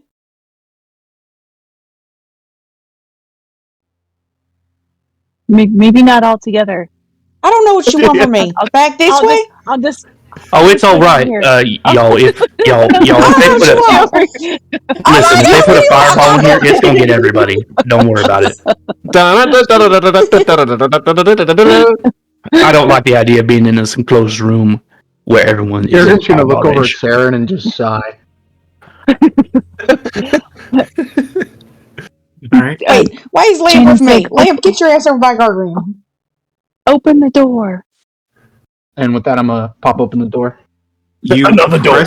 open the door, Gargrim, and you see a long hallway that seems to lead to two doors at the far end. And as the door pushes open, an arrow comes flying at you, and we need to roll initiative. Why'd you go and do a thing like that? Channing is going to use her tandem footwork and use a thing of bardic inspiration so that you can add that to your initiative roll. For who? Is it for all of my allies within 30 feet? Oh, well, you moved away so from me. So you're adding your bardic to everyone's initiative. Correct. All right, roll that die. Hold on, can I start roll my initiative? Let me get that 30 initiative, please. It's a roll. It's a D8 now. Yeah, I'm just going to have you roll one, and we'll apply it to everybody. Yeah. Fuck yeah, 30 count initiative. Wow, that's amazing. Sweet. What did you roll? 3? Okay. So, yeah. Archie, you're super going first. Super. I'm in the future. 12. All right. And that arrow did come flying at you because they had a prepared action. And you see this goblin right here who is leaned around the corner. Let loose an arrow as you open the door. So it was 19 to hit Gargrim. Yep, that hits. You take 7 points of piercing damage. And we will begin this battle in earnest.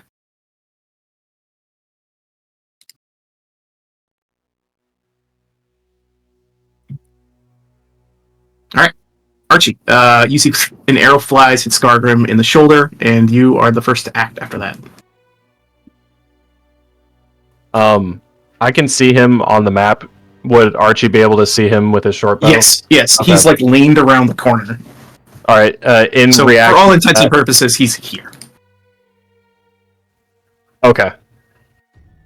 So in as quick a fashion as possible, he's shooting an arrow back as that arrow is coming at Gargrim, or as it hits Gargrim. 23 to hit. Definitely hits. You let loose an arrow. It hits this goblin through the eye, and he collapses on the ground dead. That's what you fucking get, bloody goblin. Anything else? He's gonna move up 2 squares. He's gonna scream into the hallway, "Come and fucking get it!" And he's gonna pop back 2 more squares. All right. For Gargrim's ears. That's it. Yeah, he's like, I know, right? "Ask Gargrim." Like, hopefully. "Owie, All right. Yeah. Archie leans. He's trying Yeah, to goes right over you and yells. Channing, you are up next. Okay. And there's nobody else really visible at the moment, is there?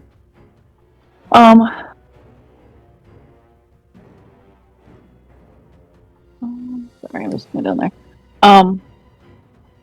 Channing's just gonna pop up over here, and then she's gonna hit Gargrim with a heroism, level 1. Heroism on a barbarian. Always a nasty, nasty thing. Oh, how Ooh. reminiscent of the fun. What's that? He gets 5 temporary hit points, and at the start of each of his turn, he gets them back if they're gone. Which for a barbarian is really Oh, good. that's really fucking good. Very good. Yeah. It made me very happy when that happened to me. Yeah, that was pretty awesome with Harmony, and I was like, I must Stay out of harm's way. Yeah, I know I inspired you guys with the tactic. If Yeah, I was raging, I would have just taken no damage, pretty much. Yeah. It would just healed me right back up. All right, anything And, else, Channing? And then she's gonna pop back. All right. Nothing. It's this goblin's turn. Goes 5, 10, 15 to here. You watch as this goblin... it looks like that goblin that you guys interrogated earlier. It's got the elongated head with the green glowing eyes. It reaches out a hand and lets out this telekinetic shockwave. Gargrim may need you to make a strength saving throw. Yeah, you stay stalwart. You feel like this burst of energy hits you, but you stay standing on your feet. And it just kind of runs at you and is going to make 2 attacks at you. A 19 to hit? Yep. And a 12 to hit. The 12 misses. 19 connects it. You take 6 bludgeoning, half to 3, but then 3 psychic damage. So 6 total damage. Oh, As, I'm not raging yet, so. Oh yeah, so yeah, 9 total. So you feel this fist hit you, and as it hits you, you feel like, again, this like force, this mental force like penetrating your body. You're like, you get kind of flashbacks to being infected by the spider. Spiders. Alright, it's this one's turn. He's gonna go 5, 10, 15, 20, 25 to here.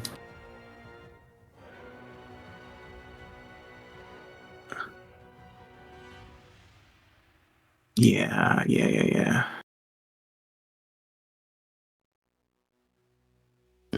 He sees a couple people.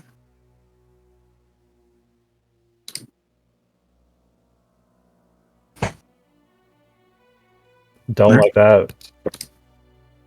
He is going to... I need everyone, including the brawler that's in front of you, to make a intelligence saving throw.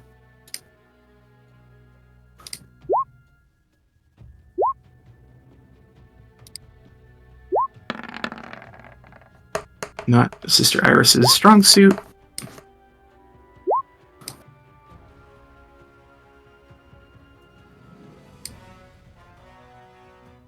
Alright, DC on this was 13.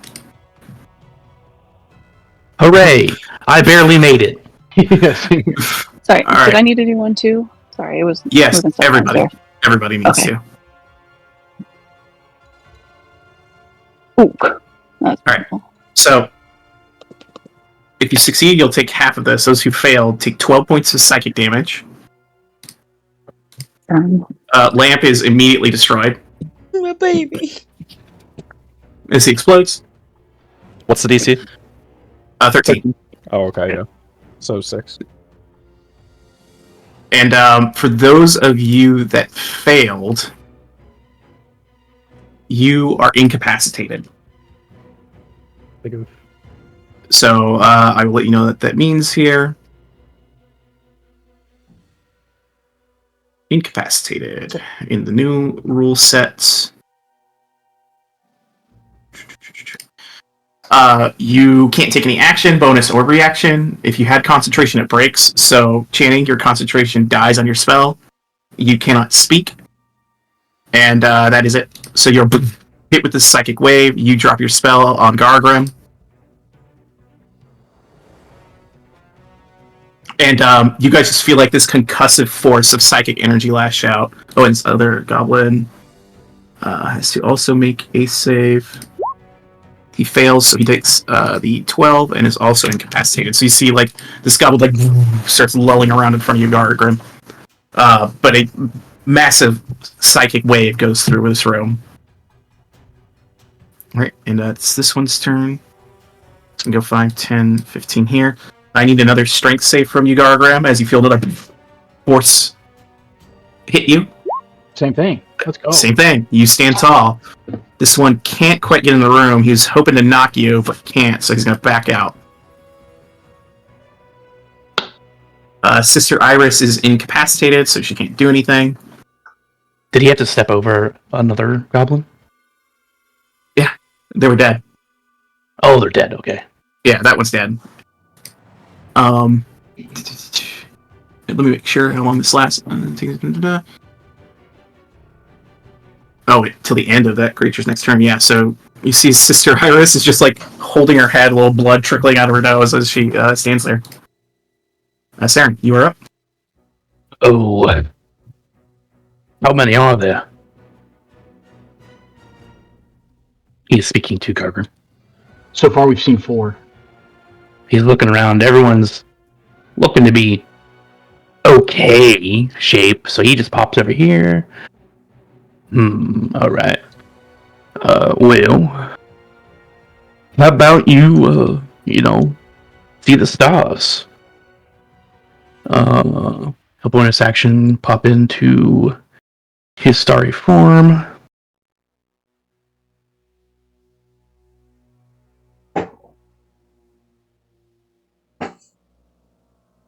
Bump. And he's got Archer activated. And then he'll just cast a... Where is it at?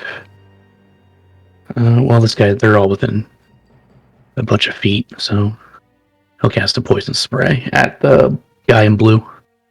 Okay. What's the save on that? It's just an attack roll. Oh, an attack. Okay, cool. And it does 2d12 poison damage. Will definitely hit. So that'll do 14 at He's blue. fucked up.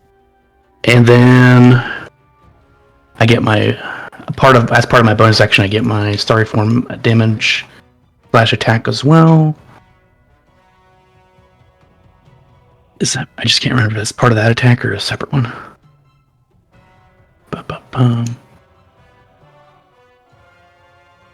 It's a separate range spell attack within 60 feet. And so I'm just gonna it'll do 1d8 plus 5, so here's my second spell attack. Roll a 10. A 10 misses. So he's like, well, when he comes back over here. Yeah, even though he's like incapacitated, he's still able to like move, so he dodges out of the way. Alright. After you, Saren, it's this goblin. He's gonna go, yeah. What the hell are these guys? He says in Goblin for anyone who speaks it, and he's gonna fire an arrow at Gargrim. 17 to you, wow. 6 piercing. and he's going to go head back this way, and you are up, Gargrim, with Bobby on deck. So Gargrim's gonna pop his rage, and then take a swing with his great axe at the goblin in front of him, using his reckless attack. So, all right. Go ahead and roll a second time, see if you crit. That definitely hits.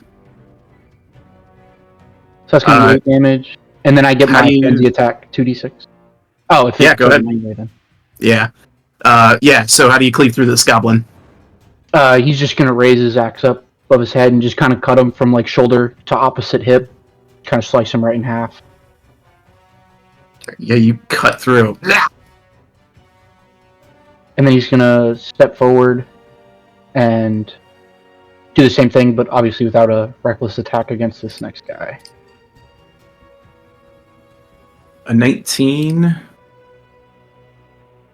does hit. Big damage. Oh yeah, 16 damage. You cut into him pretty good. Yeah. And these goblin looks a little different than the other one. It's not got like the crackling energy through its head. It's got like more of a focused look. Goofy looking buddy. And then yeah, that'll be it. All right, Bobby. Okay. Does Cleave hit the other guy? I can't remember. Only they're within 5 feet of each other. Yeah, and that other And guy's this one's dead. dead. The one behind him's dead. Oh, so there's only one guy there. I thought I saw two. Yeah, there's one currently in the hallway. Ah, gotcha.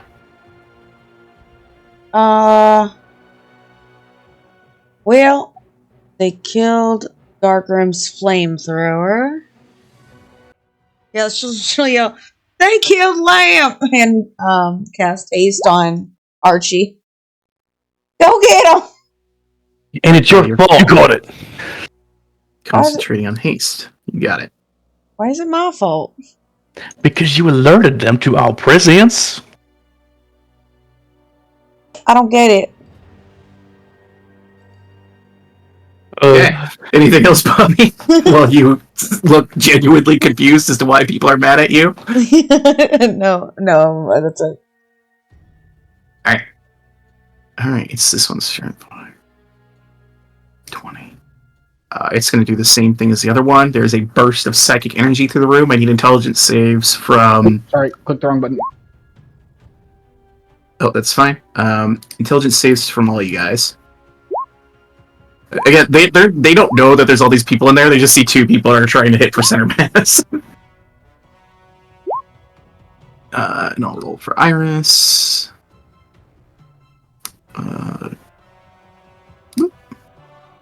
Wait, would it have Hey! would it have hit me this time? Or was it Yeah. like in the same radius as last time? Because Let the me double other check. blue goblin barely got clipped. Because it was 30 feet from back here. So yeah. Oh, okay, so yeah, it still would have clipped me. Alright. Yeah. Let me go ahead and... Oop. Here we go. Alright, so 13 was the DC. It looks like Gargrim fails. Gargrim's the only one who fails this time. So, boom, boom, boom. 13 points of psychic to you, Gargrim, and you are also incapacitated. And the rest of you guys take 6 psychic. It's a nasty ability these guys got. Yeah, that's got to stop immediately. That goblin's dead. This one goes down here, does the same exact thing. I need another round of intelligence saves. As all these blasts of psychic energy are going off in the room. This is gonna suck. Yeah, this is gonna get ugly. Ooh, okay. Yeah, there are 3 of these guys. That would be double incapacitated. The way it works is you can't have the same condition twice, so it's whoever you got hit by it from, essentially, Yeah, but then the first time. the haste is gonna go away. That is true. So, What? for those Bobby who failed, saved. it's... Yeah, you're not concentrating, so you're fine. 14 psychic to those who failed, and 7 to those who succeeded. Archie, you are incapacitated as well. Oh my gosh. All right, and Iris takes another 14.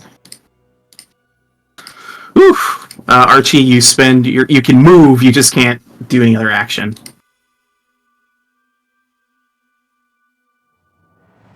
All right, he's gonna move up on top of this goblin's corpse. You kind of like holding your head as like blood's kind of trickling out of your eye. You stumble down the hallway. Yeah. And I can't take any action. How about a bonus action? Incapacitate says you can't take action, bonus, or reaction. Okay. Yeah. So actually, Lets you move, but fucks your action economy. Can I cancel that then and try and just get to the corner of a room? Yes, you may. If you'd like to move somewhere else instead. Just gonna hang out next to Saren and Bahabe. Yeah. He walks over to you, blood dripping from his eyes, going, ugh! Oh, trust Not me, doing it so don't hot. help. It don't help none. I keep getting smacked too. Channing, you are also incapacitated right now. Oh, hold So on. take 7 on that. What do I have to roll for concentration? Just d20s? No, it's I took that. It's a Constitution saving throw. DC is 10 for the damage you took. So that, and You're good. And you got hit twice, right? Yeah, So one more. Okay. You're good. You Channing's just hanging here. all right, yeah, Channing, you are reeling I from can't do that. anything. Yeah. This brawler is dead. This one, he is going to see if he gets his AoE back. He does not. He is going to. You watch Gargrim as you're kind of like in this stupor. He reaches out a hand and just says, "Goblin, you picked the wrong goblins to fuck with, buddy." And a shimmering blade appears in his hand as he goes to shank you with it. And that's a goblin if you speak it. Mm-hmm. A 22 Sounds like hit. boogers. Yeah. Yeah, that hit. Alright, you take 8 psychic damage. And you subtract 2 from your next attack roll or saving throw, which may matter on a saving throw. And he makes a second attack, 19 hit. Yep. Another 10 points of psychic. It's this one's turn. He's going to try and knock you on the ground again, so I need another strength save from you. Damn, he can't do it. He's like, fuck, as he goes back around the corner. Can't get me.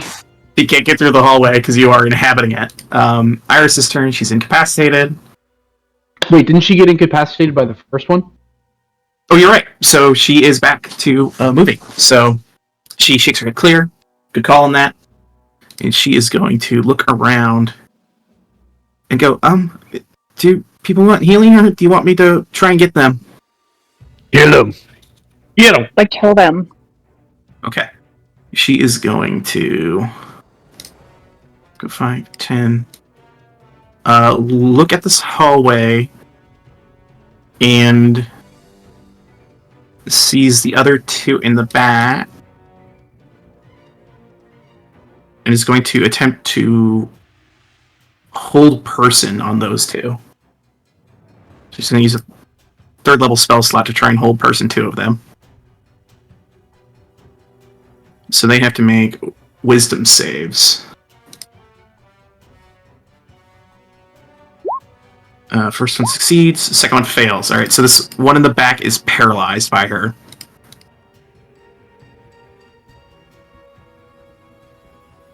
Let's see how they like it. She ducks back behind. And she's concentrating on that. So you see Garum, this goblin back here, just kind of seizes up and can't move. That is a novel idea, little lady. She nods. 10, You're up. 15. Okay, so which ones are alive? This one, and this one? Yeah, and this one is currently... Any attacks against him would have advantage. Ooh, alright. I kept thinking this guy was alive because the X isn't on top of the token, it's underneath it. Yeah, that guy in the back auto fails strength and dex saves. Attacks against him at advantage. If you are within 5 feet and hit him, you would critically hit. Is this the guy I hit already? No, that was this guy earlier. That blue one. This one appears to just have a gash wound where Gargrim struck him. Cool.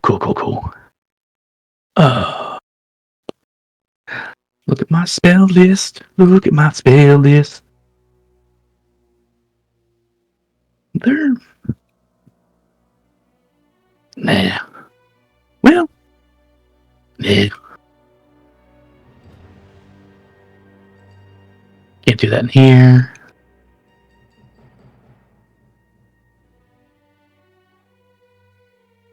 And oldie but a goodie. Let's just hit blue with poison spray. Roll your attack. Definitely 21. hits. So that'll be 15 damage. Nice. Yeah, you do 15 damage to it. Fucker. And he will get he's gonna get the special extra attack as well. Alright, send it. 13 misses. The star arrow goes flying by him.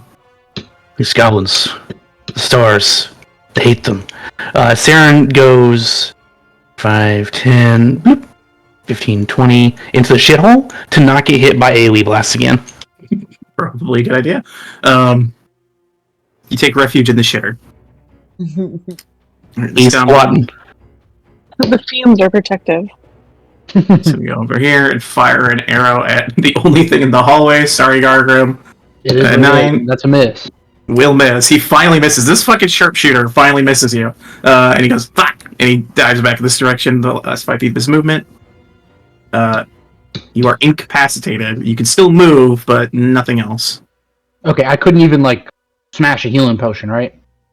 No, because that would be a bonus action. Okay, I was just making sure. Then, Yeah, Gargrim's just gonna stand tall. Alright, you stand firm. Bobby, you are up. 5, 10. What do we got going on here?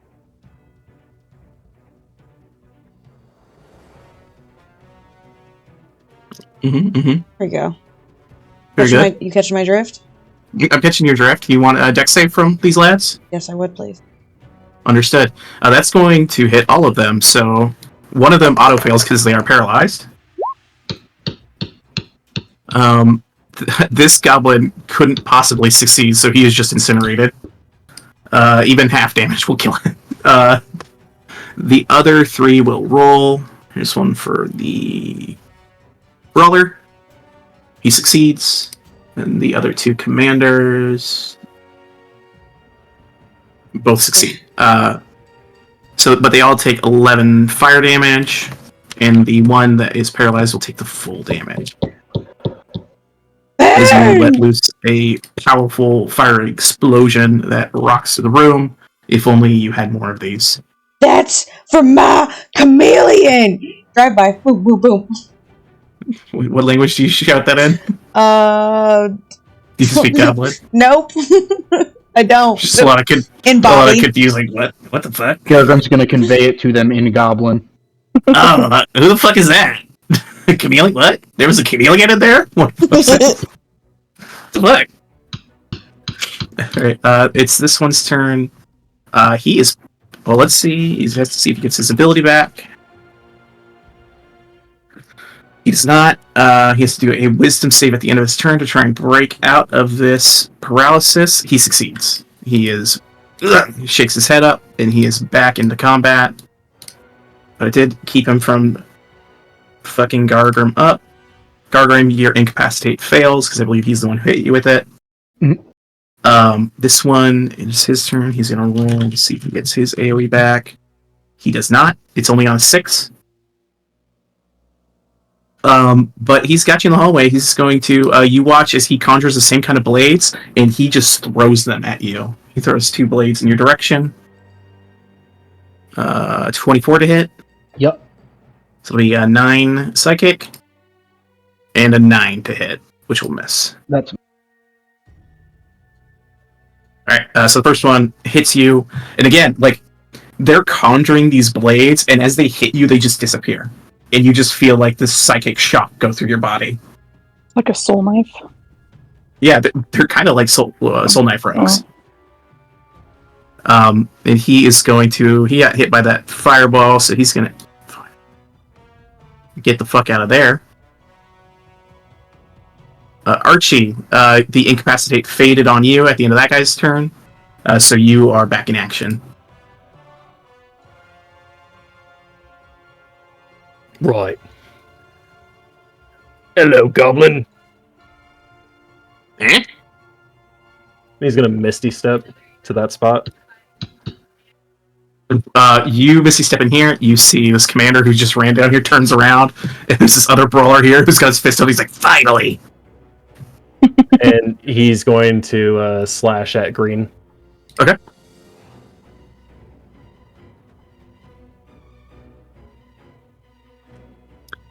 19 will definitely hit. No snack attack, unfortunately, but 6 That is damage. unfortunate. A big chunk. And that's gonna be his turn. All right, Channing. This is a wall is Red- area. Is Sorry. Red alive? No. That one's dead. Okay. That one's dead. Okay. All right. Well, Channing's gonna come up. I like how on Crafty stream she's just hiding in a toilet. Yeah, I am. I climbed right on top of this motherfucker. Well, canonically, she hasn't shut up yet either because it stinks. In here. Archie, you peer through a room and you see what appears to be like a badger in a kitchen. Is that a honey badger? Badger, it looks in your direction, Fuck study!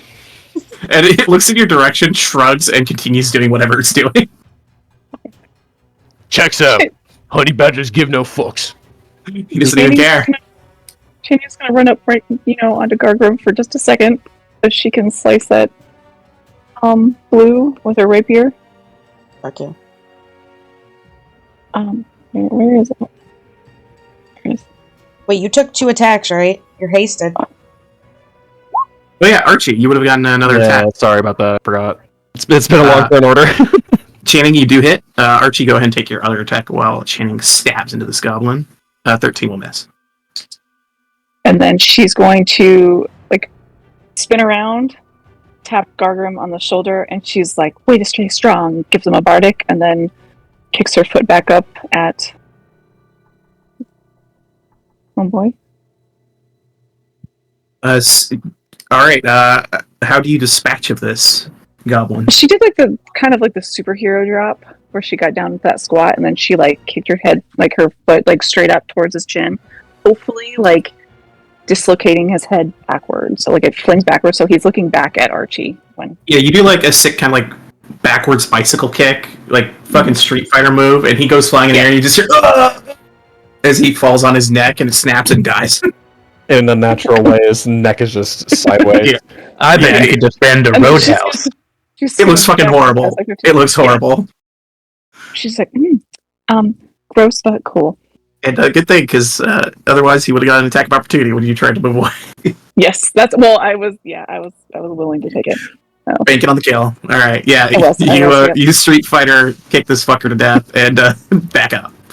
You hear this goblin. The goblin goes, "Holy shit!" Fuck you. And I think Chun-Li. She's That's just all I got. Hard luck there. that's all I got.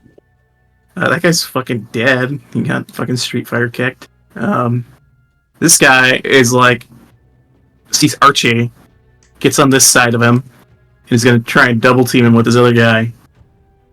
Archie, first of all, I need you to make a strength save.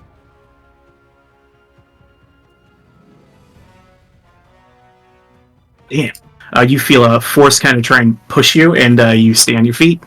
This guy's going to go in for 2 punches. A 9 and a 22. A 22 will hit. Take 4 bludgeoning, 1 psychic, so 5 total. As you get hit in the gut, and you feel this sudden shock of psionic energy. You also have a 2 to your armor class, too. I know you have a high armor class, but... Well, that would have made it a 20. Oh, 20. Okay. Thank you for the reminder. I keep forgetting about the... It's changed. I forgot it changed, so I want to remind you. It's a +2 to your armor class, Yeah, Yep. I linked it. Extra action, and then you also get all the other stuff. Sister Iris' turn. She's going to 5, 10, 15, 20. It's going to place a hand on Gargrim's back and cast a second level Cure Wounds on him, healing him for 21. Oh, thank Jesus. Have you been getting your temp HP back?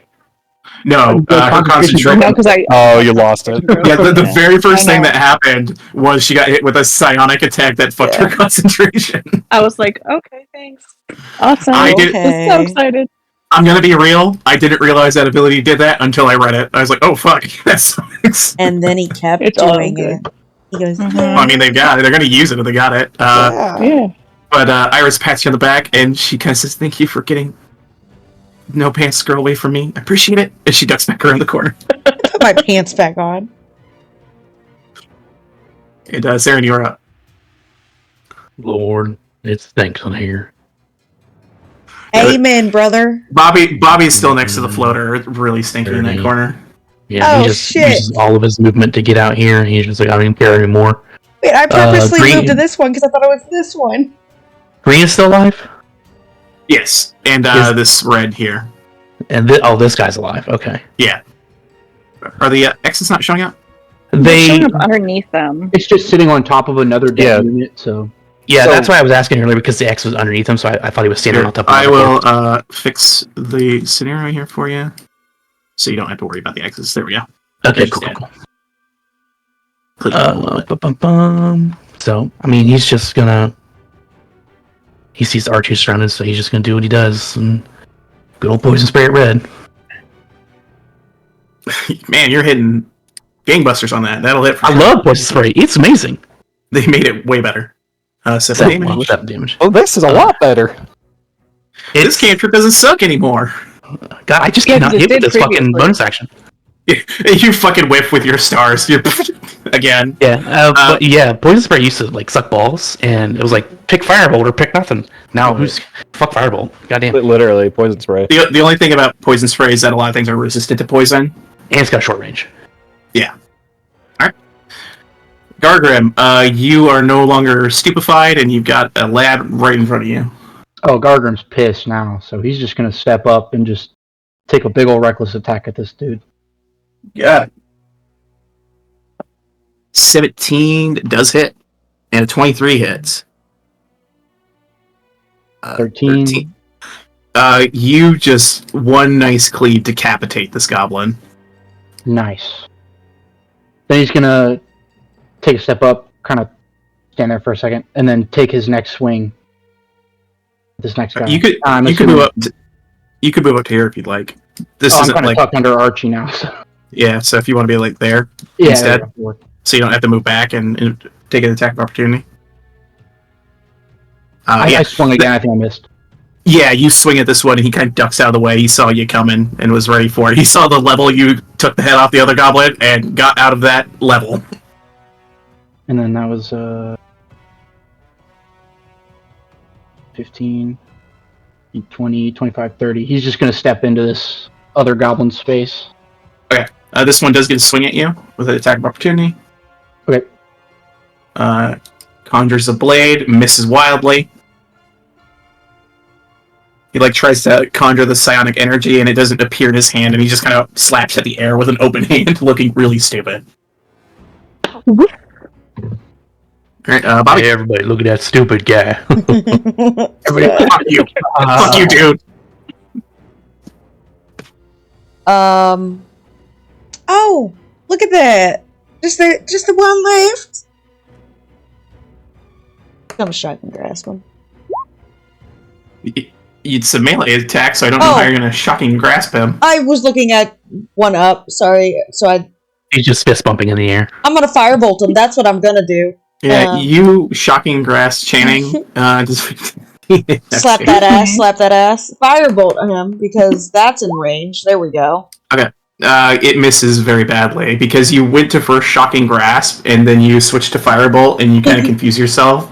And Channing just kind of gets a weird light tap on the ass. Yeah. That's exactly what happened. I've raised one hand. Went nope, that's the wrong spell. Went to go grab the other hand. Went, you guys got this. Yep. And still somehow your hand landed on her ass. Somehow. But it was the flaming Wax one that on, landed on her ass. wax off. All right. It's this lad's turn. He's going to see if he gets his ability back. He does not. He is going to go all in on Archie here. 8 and a crit. Yep. All right, Archie. This is gonna suck. 11. This plus is nothing 12, new for me. 23 psychic damage as you feel this horrible static go through your brain. It just like start to kind of like seize a bit, but your eyes clear. You're just barely standing. All right, this one's turn. He's going to see if he gets his really horrible ability back. He does not.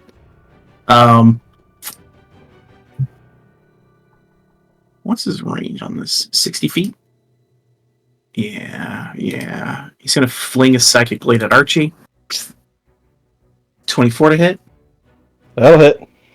He does 9 damage to knock you out. And then he walks forward, pulls another blade, and swings at Gargrim. 25 to hit. 11 psychic damage. And my rage doesn't half. It only halves physical damage, right? Correct, yeah. Unfortunately, these guys suck for you to fight. Yeah. That's a little rough, but it is what it is. Alright, Archie, death saving throw, please.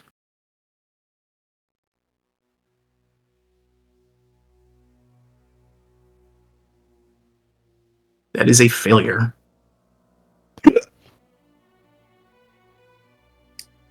Chaining. You feel in this moment, Archie, what Gargrim must feel a good 80% of the time as you slowly bleed out on the ground. Well, has to be one of us. Janie's gonna come over here, going to swing her rapier at that. Alright. What is that? Element? 14. He ducks out of the way. You just. Okay. And then she uses her bonus action to pop a healing word at Archie. Many thanks. And Archie still has haste on him, so his heart is still racing. While he's on the ground. He's bleeding a lot Like faster. bleeding up, cracked out. It's actually making the bleeding out worse. Channing is actually getting a spray. Yeah, there's a little arterial spray. Yeah. But you close that spray with your healing word. Mm-hmm. Don't get up yet. It's not your turn. My bad. You stay down there. Down. I get my advantage if you're there. That's all I can do. You give Okay. me this. This guy's dead as shit. Sister Iris' turn. She's gonna go 5, 10, 15, 20, 25. What does she have? She's just gonna ding dong bing bong this guy. Yeah. So let's do a. Boop. All right. If this guy fails, it's big damage. They got good wisdom though. He fails. Nice. 13 points of damage. And let me check something here. Let's see. She has another ability. Oh, she can actually target 2, so the other one has to make a wisdom save as well. He succeeds though. She's got that Death Cleric multi-cantrip ability. Double ding dong. Ding dong, ding dong. And the other thing's only on melee attacks. Okay. And she's going to move, right here, 5 more feet. Saren, you are up. Booey. I'll pop in right here. Get a nice little look around the rooms. Hey, y'all. And you see one goblet up here, another one here that looks really fucking hurt, and you peer through the window and see a large honey badger digging through food. Oh, I must talk to that gentleman. That fine gentleman. It's paying yeah, his battle no mind. Yeah, he likes that attitude. He's just gonna go for green down here. Hell yeah. Yep, your poison spray hits. You're whacking with them poison spray. It's another 7 on him. He's like, oh, fuck! And then I just keep bouncing between poison spray and my bonus action thing, and it's hit miss every fucking time. Did you miss again? I didn't see the roll. I didn't roll yet because Okay. I'm charging it real quick. I'm charging it up. I'm rubbing my hands together. Charging the stars. We're charging them. Here they come. Okay. That fucking misses. That fucking misses. This guy was like, what are those? There's just light flying off him. What the 5, fuck 10, is 15, this? 20, 25. Doesn't do anything. 30. He's gonna come up right behind Guardroom. Speaking of which, Gargrim, you are up with Bobby on deck. Gargrim's gonna reckless attack at this first guy. Oh. I lied a little bit. I rolled 3 times. I'll take the first 2. 11 will miss as he kind of ducks out of the way. He's kind of been observing you fight and getting a good feel for your moves. Then I'll take his last swing. 15. 15 again. Yeah, he just is moving and ducking out of the way as he's like conjuring some more psychic blades, getting ready to. Don't you have a bardic? He does have a bardic. Oh yeah, I do have a bardic. After I kick that guy's head. If you'd like to use it, you may on the second attack. Yeah. It's a D8. Oh, it's a D8? Yeah, it's a Yeah. D8 now. Yeah, that will connect. Hooray! Damage. Ooh, nice. Good. He went from looking pretty healthy to looking pretty hurt. 30 squaredy. Ew.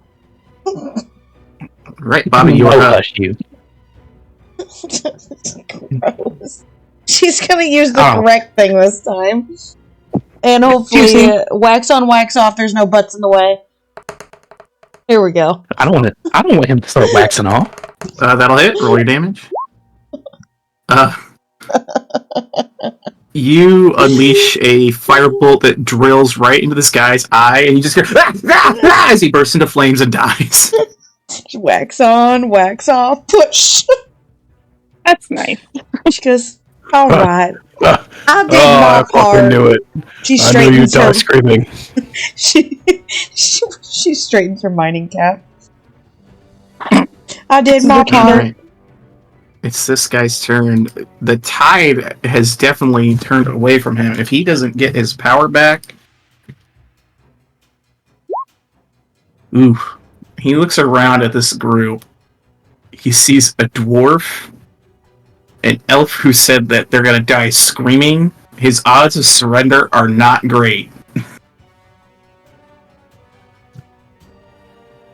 Big oof. The stars align, and they spell no prisoners. Oh, this guy's dead. Yeah, he sees the murder in your eyes, Gargrim, and he's going down with a fight. Here comes the first psychic blade. 13's gonna miss, and 17. That's a hit. Alright, he does 8 psychic damage to you. He says, I don't know who the fuck you guys are, and he's speaking common, or why the fuck you're here. But god damn it if I'm not gonna go down swinging. Archie, you are up. Half your movement to stand.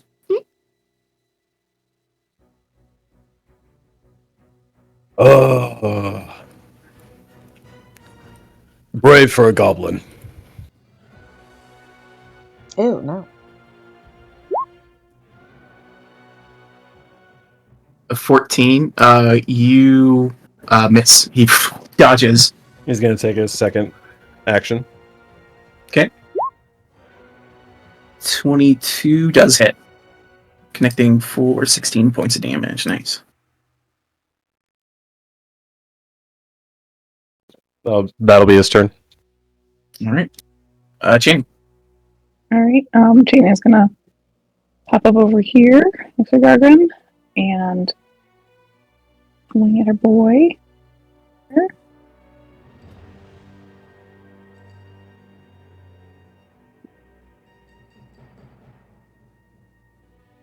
One day it'll show up. A 24. Oh, that's a crit. Yeah. Uh-huh.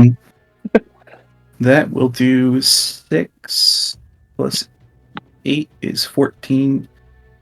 You. Oh shit! I totally forgot about this ability they had. Oh well, I'll use it this time. You fling the blade at him. You stab into him, and as he's about to go down, the blade plunges into him. You see his eyes alight green, and a shock of psychic energy goes out. And I need Gargrim, Channing, and Saren to make intelligence saving throws. Okay.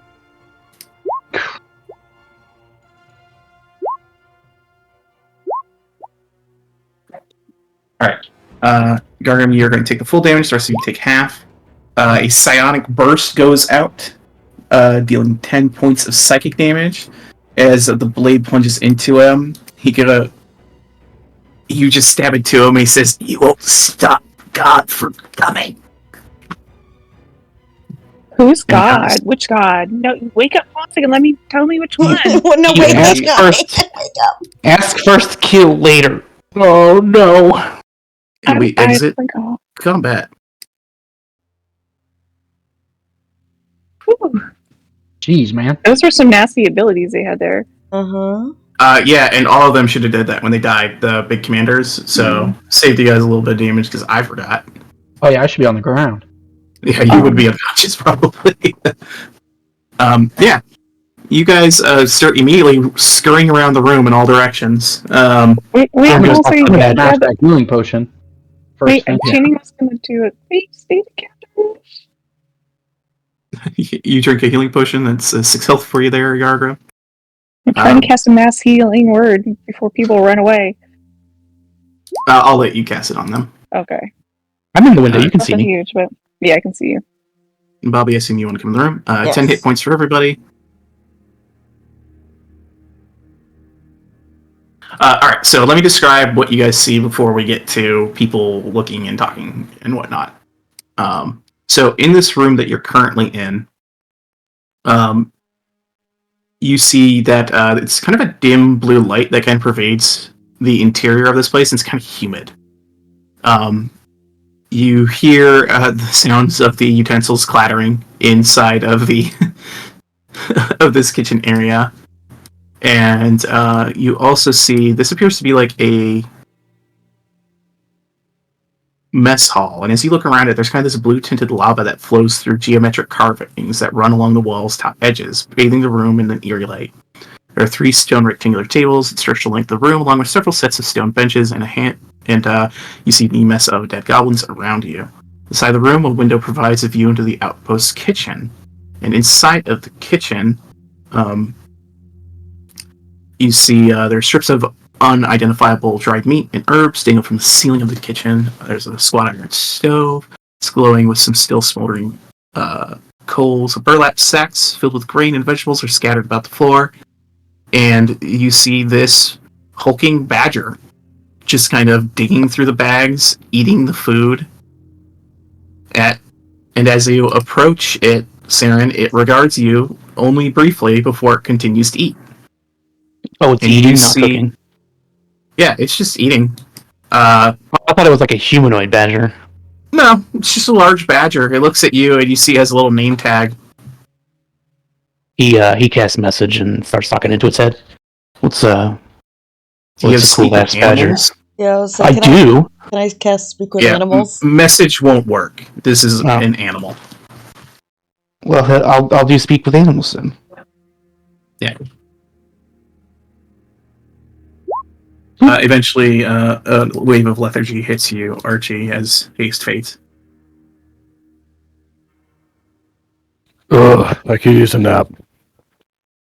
Are these like You can- tables, like cafeteria tables type thing? Yeah, it's a mess hall. Oh yeah, then I'm gonna sit the fuck down. Saren climbs to the window. All right, you climb through the window. You cast Speak with Animals. You see it has what? Do you speak Goblin? Oh, me? No. Yeah. All right. Never mind then. You see a little name tag with some scribble on it, and the large badger continues to eat. Hey, man. What's a cool ass badger like you doing in this weird goblin place? I'm having a snack. All right. I'm not going to interrupt you. You just keep eating. It's All right. This You best step off. Well, I want you to be my friend. What do you got? Well, we just killed all the goblins, so we kind of own this place now. Oh, that's a shame. They were pretty nice. They tried to kill us first, so. Oh. Well, did you knock on the door? In a manner of speaking, sort of. Yeah? In a manner of speaking? That doesn't sound very convincing. I mean, in a manner of speaking, sure. Okay. So you came in here and you killed all my friends. That kind of sucks for me. I mean, does it? There's more food for you now. I mean, they were letting me have the food. They made me this little name tag. What's it say? They called me Bessie. Is that your name? Yeah. Cool. Are there any more goblins my friends in here? named me before they were all killed by you. Well, I didn't kill any of them. Are there any more goblins in here? Yeah, just in case they try to kill us. Looks around. No, I don't see any. No, okay, just making sure. All right. You have fun eating that food there. I hope you sleep well at night. Well, ever since I got my eye taken by an Eldritch book horror, I don't really sleep that well. Actually, I don't sleep at all. I'm an elf. That's crazy. Yeah. All right. Bye then, I guess. Yeah, you have a great one there. Killer? Goes back to eating. Guys, this badger's kind of a dick. Well, I told you he doesn't give a fuck. I mean, You badger. approach a door that appears to be locked. Can't looting bodies. Darren's just like, that door over there is locked. He comes over here because he remembers seeing the door over here too, just in case. Boom.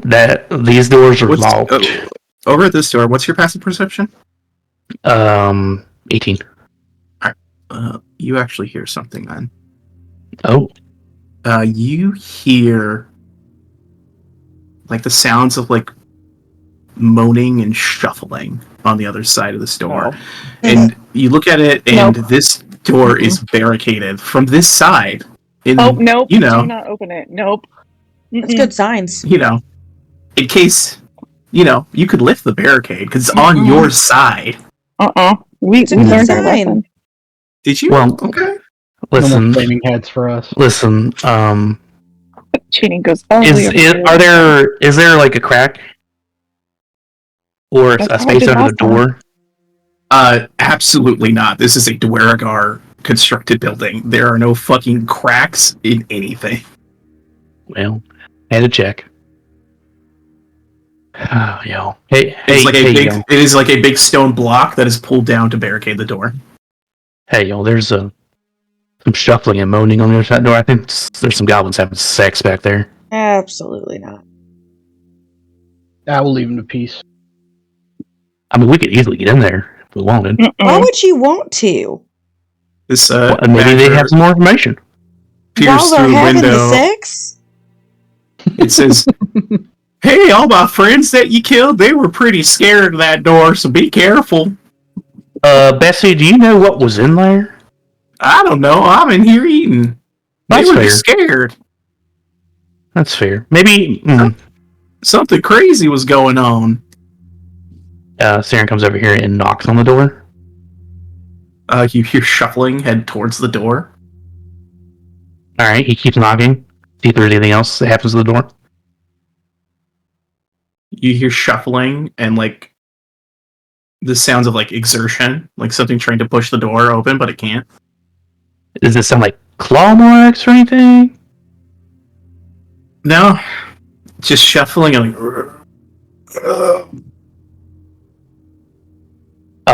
Pound twice on the door if you understand living speech. check. Toast wasn't here for our last time that we had this happen.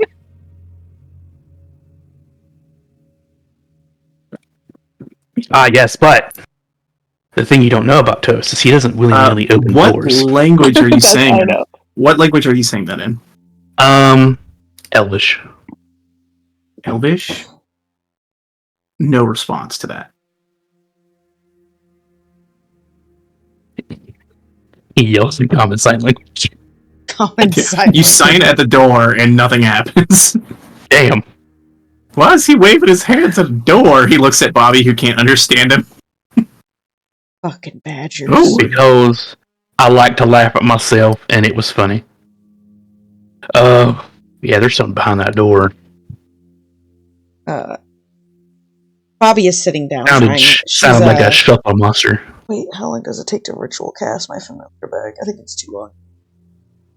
It's 11 minutes, I believe. Is it 11 minutes or an hour? 11. Oh, it's an hour. Yeah, you're right. It's an hour? I think it's an hour and 11 minutes. Yeah, if you want to hang around for an hour, try and take a short rest in here. I think we should keep looking around. Is this door making any noise? Hour and 10 minutes, yeah. That door. In case we do take a short. I'll be right back. I mean, there's really only three things we could do. Go in this locked door, go in the noisy locked door, or go down the magical elevator.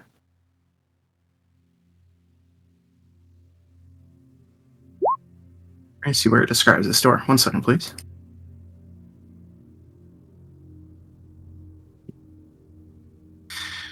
You don't hear anything on that side of the door, currently, and it appears to be locked. I'll answer your question about loot, Channing. Looking through these guys, they weren't really equipped with much. The ones who were like doing the most damage and like really fucking you guys up were using like psychic attacks. So they don't have like any weaponry on their person. Like they were just using literally their minds to attack you. Okay. The other like little goblins have like just a couple of short bows and some arrows and some scimitars hanging around. She'll take some arrows. Oh fuck! Yeah. I'm still pretty fucked up. But nothing of value, really. Okay. Yeah, you guys kind of start looting through. Saren listens at that door, gets away from the moaning, checks on this door. It appears to be locked. As you guys are kind of sitting here, you start to hear, like, humming. Like, just a faint humming that's going... Just like...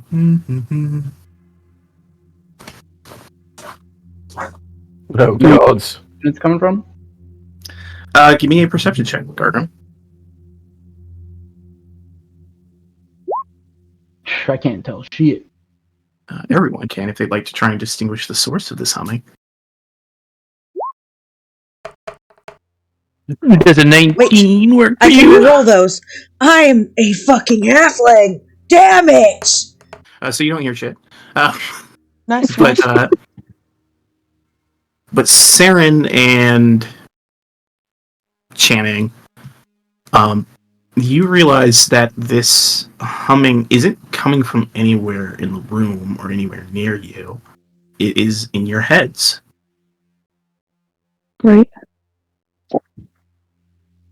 It's like, do you guys hear that?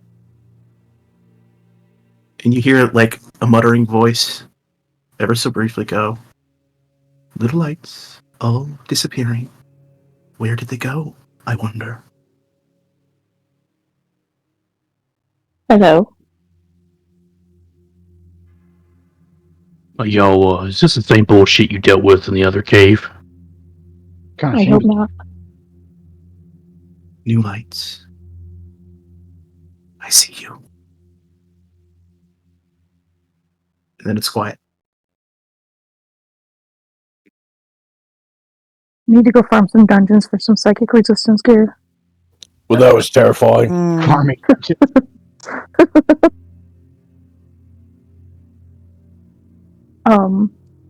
Like you guys heard that, right? Yeah. Yeah. Iris nods. Great. Fuck. Um, And it said Did new you like lights, it? new colors. What'd you say? The first thing it said is little lights disappeared. I wonder where they went. New lights. I see you. so we killed the old lights, and we're the new lights, maybe. Potentially. She's like, what's at that door over there? Were you able to get open? Well, I can't pick locks, so unless somebody else can try. I can.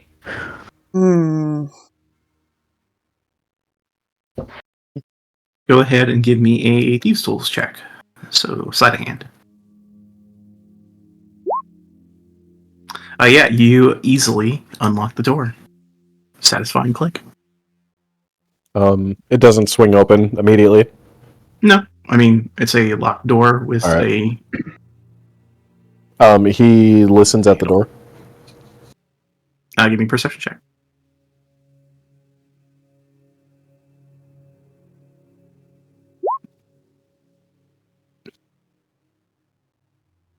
Natural 20. Okay. With natural 20, you hear like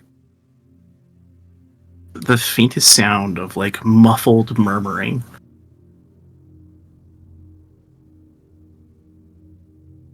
Muffled murmuring. Yeah, it's indistinguishable what it like. If it's saying something, you can't tell. It's very faint and muffled. Was this door? It was locked from the other side, right? Or it's not like the other one. It's just a normal lock. It's not like barred. Okay. It's like it was locked by whoever has the key to the door. Can I tell how many different distinct murmurs? Or It just sounds like one, just like one voice, but it's difficult to make anything out. Because you're also hearing this through like this door, though it has a lock, is still made of stone. Yeah. He just tells them to be quiet, and there's somebody on the other side of the door.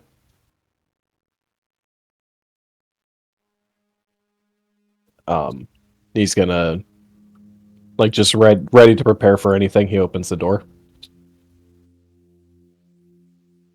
Okay, you push open the door, and you see in here what appears to be a 4-poster bed covered in silk sheets. See stone shelves bearing books and ornamental ceramic jars line the walls alongside dust-covered banners embroidered with dwarven runes. One corner stands an elegant mahogany desk, rich mahogany, on top of which is a map and several crumpled notes.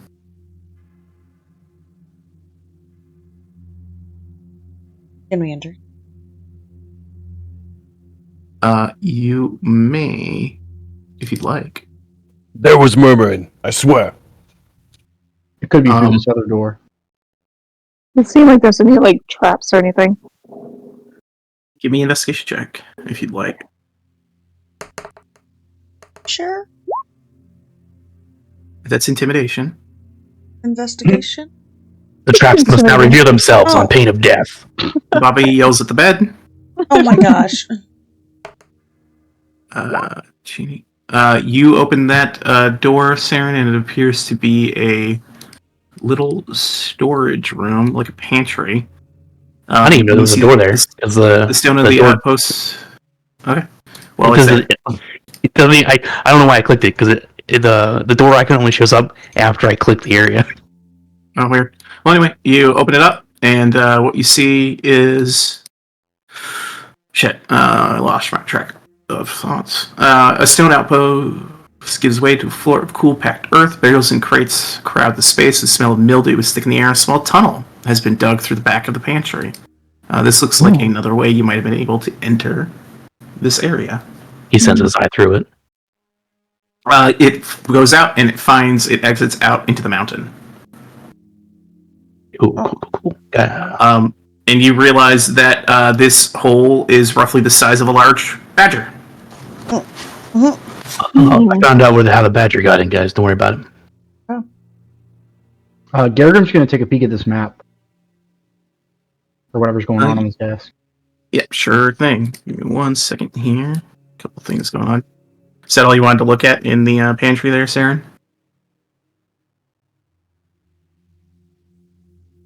I mean, you said it smelled like mildew. Probably just a bunch of crap on the ground.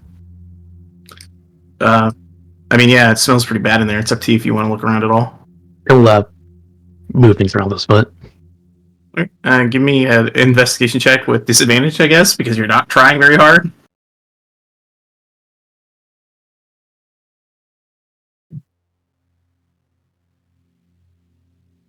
My investigation check be for 13. under the You don't bed. find anything useful. Yeah, 1 second. I'll get to you.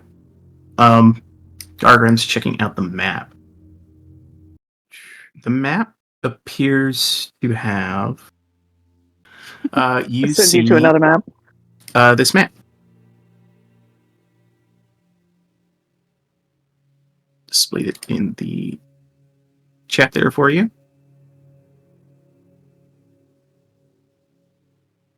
Very underground. Bobby, what was your investigation check? He's said 19? about a whisper. Yeah, 19. So I was like, under the bed? Like, Yeah, checking under the bed, you find a couple of things. You find what appears to be a small compartment in the bed frame and a larger, what appears to be vault door under the bed. Or I'm sorry, no. Just the hidden compartment on the bed frame. like a storage compartment? Is that what you mean? Like, Yeah. okay. It looks like there's a little panel that you could press. Okay, so yeah, I reach my little halfling hands under there and press it. Okay, you press it, the compartment opens, and you see inside of it a couple of items. You see a dagger that looks like this, Ooh. and an emerald containing, looks like liquid at its core. Like some sort of strange emerald with liquid inside of it.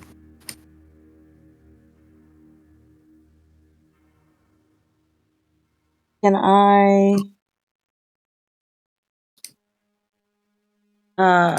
I sit on the bed and can I cast Identify on it? If you want to spend the spell slot, you may. Otherwise, it's going to take time. Which item are you identifying? The liquid is confusing me. Well, I'll sit on the bed and I'll be like, guys, look what I found. And does anyone find one more interesting than the other? The emerald to me is more interesting. Looks like my eye. I want to go for the emerald right now. I don't want to identify the emerald right now. I'll cast this. Yeah. I'll use the spell slot on that. Alright. You cast Identify on it, and you get a sense of what this item is. This is a usable item. It takes an action to break it. And once the gem is broken, a water elemental under your command, as if you cast Conjure Elemental spell, appears. And then the gem is destroyed. So it's an elemental gem emerald. Okay. That's kind of fun. Yeah, that's So it's a one-time use little buddy. okay. Just a terrifying little buddy. Terrifying little buddy. Yeah, and I will link that to you, but you should also be able to find the item as well to add it to your inventory. Does anyone use daggers? I think Is that a knife? that you want me That's to a- identify this for you? It looks pretty. Let me see. Sure. Hand it over. He gives it a look over. You give it a look over, and looks the way it looks. Do you want to try and discern if it's magical at all? Yeah. Just to get a vibe on it. All right, I'll give help. me an I'm Arcana proficient in check. Arcana. Yeah, do so with advantage. It's try definitely magical. Right then. Mind if I hold on to this? You want me to figure it out for you? Yeah. Don't use your resources. Don't let it Are we wear you gonna be out. sitting here for a little bit? I can. Oh, we could probably fortify this room. I'm pretty sure we should. I swore I heard mumbling, though. I thought there was somebody in here.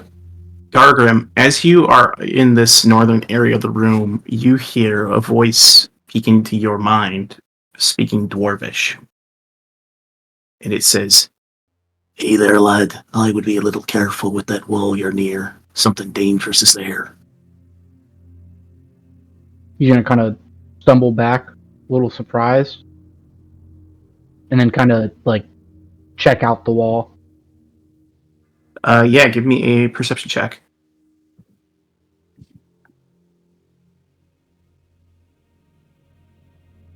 Yeah, you look at the wall and you see there is a small section of it engraved with 4 dwarvish runes. And they read, from left to right, storm, death, light, and wind.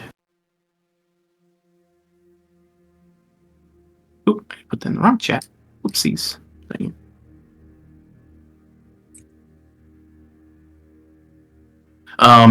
And the voice continues, "Lad, the jar on the desk. Get me out of here." I'm gonna grab the jar and like take a look at it. Yeah, and you see it looks like a canopic jar, like what you would put like mummified remains or something like that in. You know, like you'd put like a mummy's like heart or liver or something. And as you pick it up, it says, the voice continues to speak to you. "My name's Yordak. I've been trapped in here. If you could free me, I can tell you how to get through that door and tell you all sorts of stuff about what them goblins were up to." Can we hear this? No, it's speaking directly to Gargrim's mind. So you guys just see Gargrim pick up a jar. What's that? Am I able to speak back to it? Yeah, it's telepathic communication right now. Okay. Why should I trust you? You hear it say, "Well, brother, I suppose you don't really have a reason to be trusting me, but I can promise you, I mean you no harm. After all, I'm just trapped in a jar." And you can do an insight check if you'd like.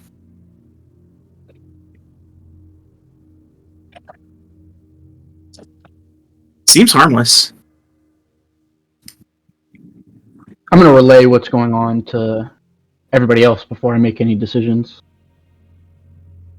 Well, that sounds ominous as fuck. Sarah's just like, my, that is interesting. He Like, looks how at do the you get jar. stuck in a jar? That's a good question. I'm gonna He's dead, right? Is ask he him dead? in my head how he got stuck in a jar. He will tell you.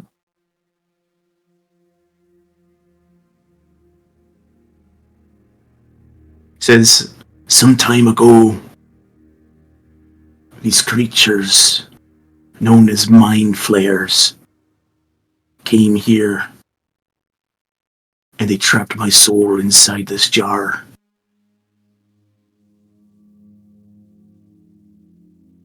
He says that mind flayers were here and they trapped him inside the jar. Do we know what that is? Give me either Arcana or History checks."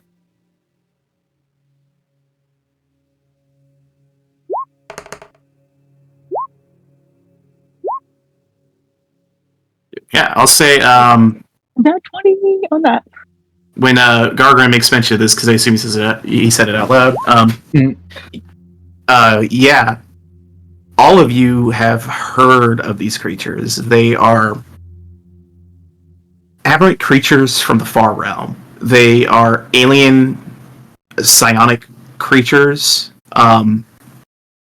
Channing, you know a little bit more from your first roll there. You know that in like there's a lot of weird ancient history and lore about these things. They're kind of enigmatic. But you know that they had like a vast empire at one point that stretched like you heard to like different worlds and this world as well. And there's like a huge incursion of them, especially in like the Underdark, which kind of makes sense because this is a Dwergar fort, so it's probably connected to the Underdark in some way.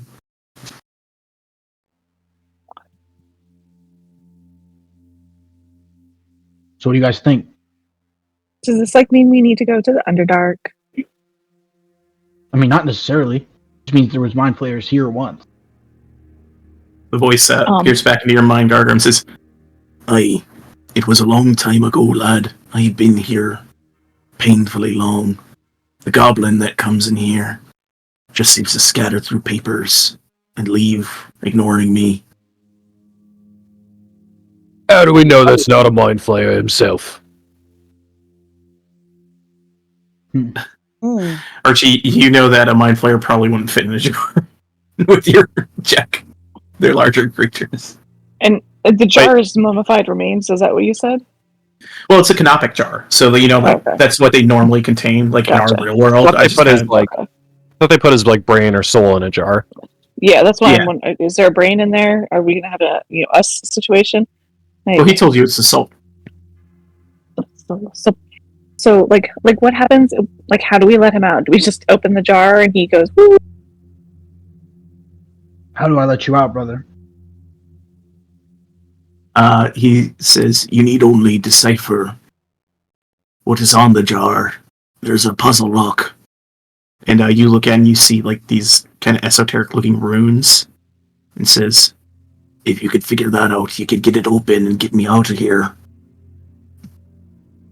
Can I tell what language the runes are in? What languages do you know? Common, Dwarvish, and Goblin. You have no idea. You can't just throw it on the Anybody know ground. what language this is in? Is it in Elvish at all? That's the only other one.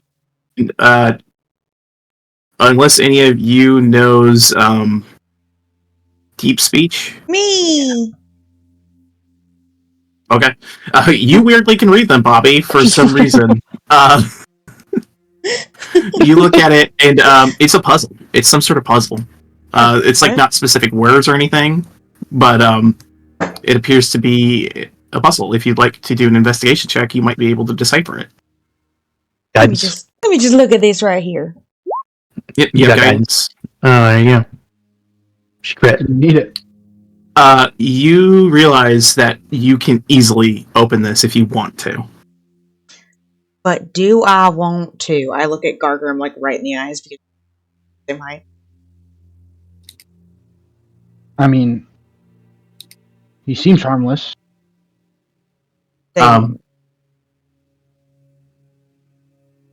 Iris is going to pipe up his window.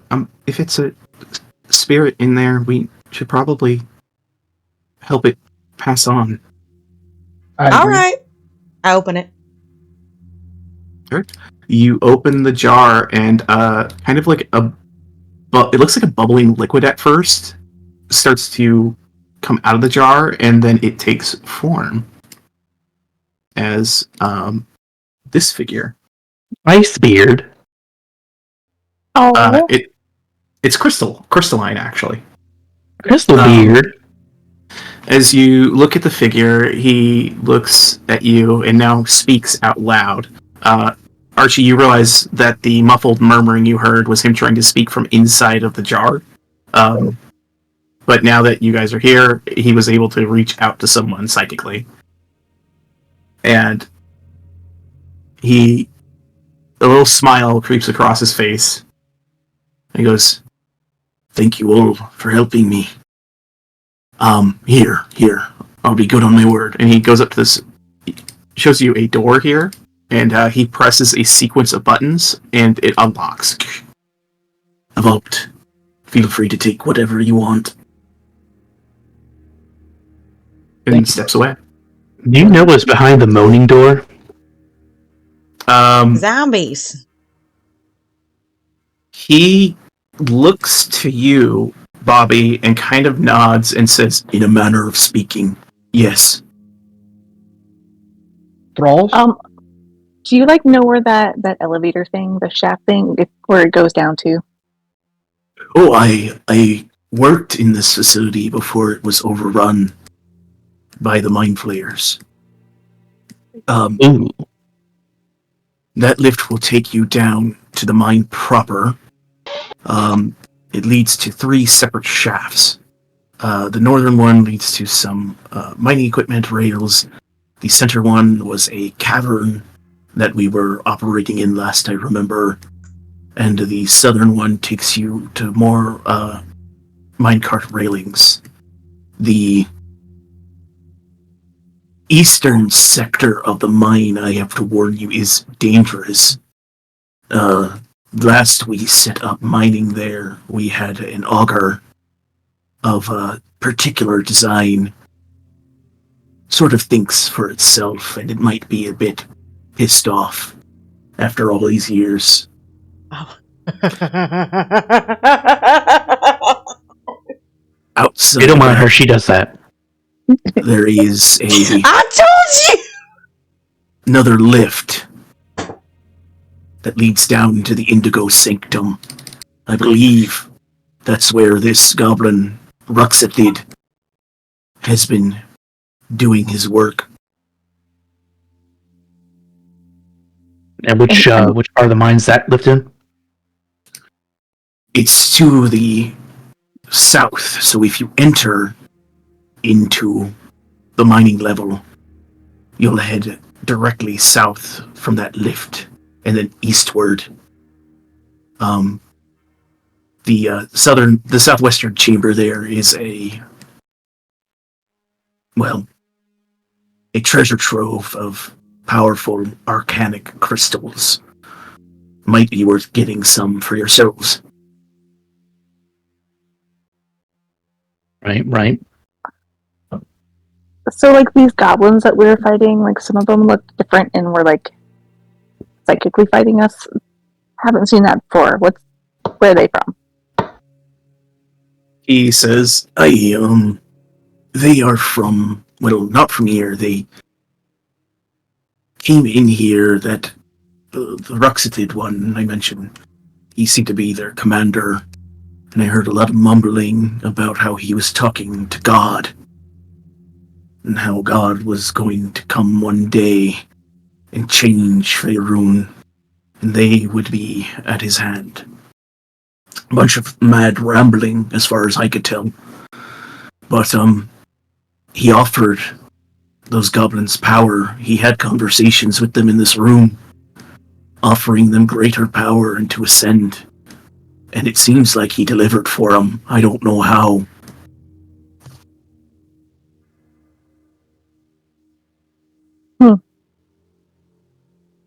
I bet it was through a little worm. You've been around a while now, then. You reckon you heard anything about these obsidian stone chunks they've been gathering? He kind of strokes his crystalline beard and thinks, no, afraid I don't know much about those. I just know that Ruxathid was hell-bent on finding them. I think he said that God was commanding him to find them. He never gave God a name or He shakes his head. No specific name.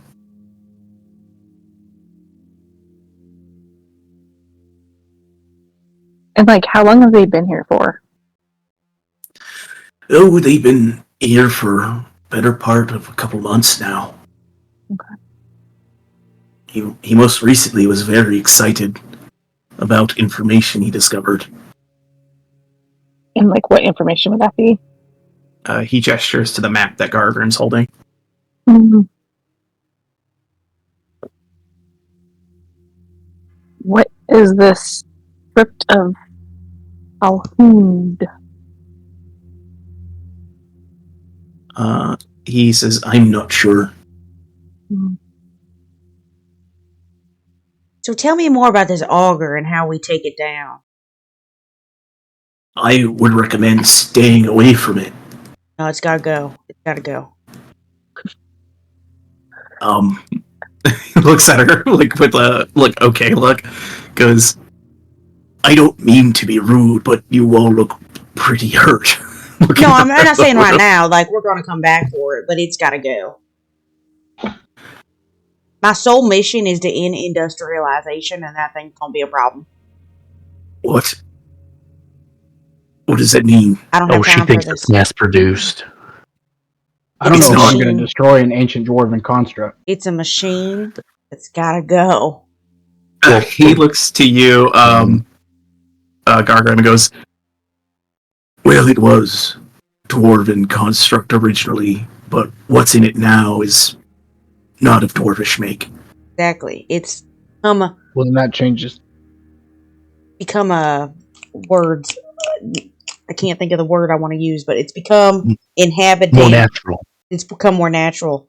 But no, it's not natural though. It's No, it's exceedingly unnatural. It It's is unnatural. fiendish. In fact, it's It's It's an abomination. become something that's Look, unindustrialized. if you want to go toe to toe with the auger, feel free. I There- won't stop you. there is a word that I want to use that's very smarticle that's not coming to my mind right now. That it's become, and I'll think of it once this session's done, and I'll put it in Discord. Prove my point. But that's what that machine is. What's a session? And a Discord. I don't know. That If you would- auger's gotta go. It's gotta go. I will tell you if you go to let me check the name of this room. Is it? You tell me. Is it immune to fire? Is it substantial to fire? I Does don't it- know. I haven't fought it. I just know it's there. I don't have its stat sheet for you, you fucking lunatic. You can right click on it and see what it's immune to. Yeah. Examine it when you get in the room. I'm gonna examine the. I'm gonna identify that thing so If- hard. If you want to go attack the auger for whatever reason, I have reasons. then it is on the eastern side, likely. That is where we left it a long time ago. Stern. I put earn. Now, if 'Cause you I want, can't spell? if you want to avoid it, looks to the rest of your group. If you want to avoid it, Jenny nods. I would highly recommend not going through the door in that main chamber you just came from to the south. That's the Overforge. Heading down that tunnel will take you directly down to the last area we use the thing to drill. You might be best served, even though it's one at a time, if you have means of activating the lift in the west to go further down into the mine. Man, there's a lot of never eat soggy waffle talk over here. It's not hard. What the Most hell? things are to the west or east or south. But it sounds like most of the good things, just to clarify, not auger talk. Most of the good things that we want to go to are to the east. South. No, no. So I have West. You want to go to the Russ? west to the lift, take it down, head south, and then east. west. And the southwest is where all those cool ass crystals are. Quite the find that we had run into. Okay, and the auger is to the east then. No. I would warn you, though, the goblin, Ruxithid, he will use some of the crystals. He spiked one right into his head. Oh, And what does that do for him? He shrugs. I'm not sure. Great. But it is I think we around may have after already that seen. that he started enhancing other goblins. Well, whatever it was, it seemed to do the opposite of killing him.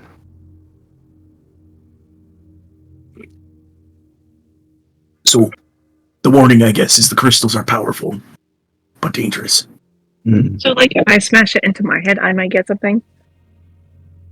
Channing, I would Channing, don't recommend do it, but Channing, we're not doing that. maybe. Probably a really bad headache. We were just starting to research them before the Illithid attacked us. so I don't know all their properties. Gotcha. So much. Anyway, What's in here is Just gonna- this vault. We can't get you- in. We can't get in. look. You look into the vault. You see a multitude of sweating. ancient Dwergar coins. You see, all told in here, there's 56 platinum, there's 350 gold, 189 silver, 304 copper, 4 pieces of jade worth 100 each, and a large peridot worth 500 gold. And there are 3 richly woven but dusty Dwergar tapestries worth 75 gold pieces, and a velvet brocade worth 145 gold pieces. I'll list that out for you guys in the chat. Velvet book. Bobby would.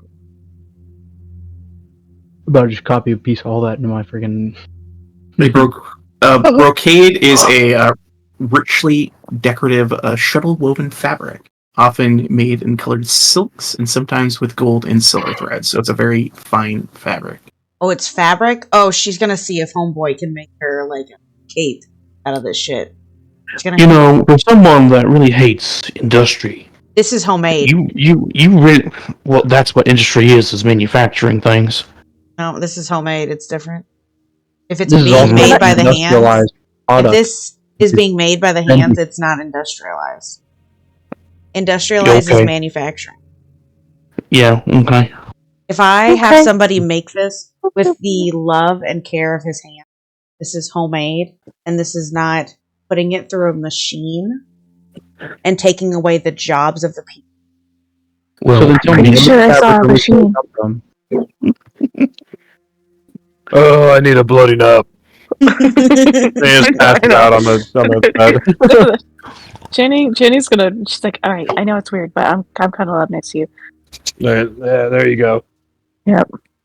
Get some rest. Mm-hmm. She Little- just she nods off to Bobby's talk of industrialization. Hildek looks at you guys as you like start to lay in the bed, and he goes, "Well, I appreciate you freeing me. I suppose I'll be on my way now. Thank you for the information. You should rest now, brother. Of course." And he looks around, and Sister Iris walks up to him and says, if you would like, I could help you pass on." And Hildek thinks for a second, and he kind of looks to Gargram. And what's everyone's passive insight? 19. 11.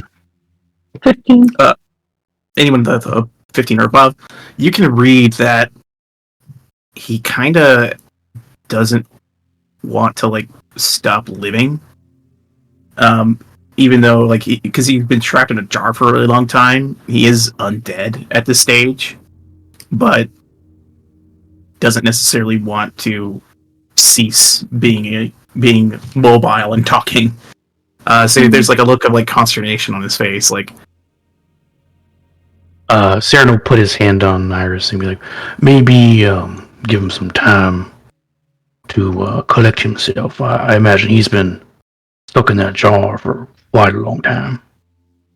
It is the duty of a cleric of the Raven Queen to ensure that the dead remain dead.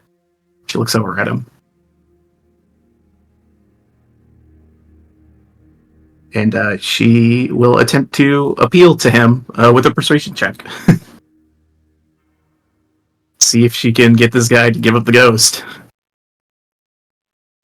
Quite literally. She's going to guide herself, Alright. You see Hildak kind of nods as she's kind of explaining that his time has passed and, essentially his suffering can end now. And that to continue on the mortal coil would just lead to more suffering for him, as he would never find rest.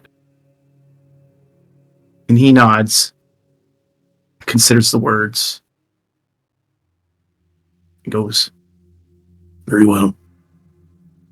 Allow me a little more time, and then I will be ready to go.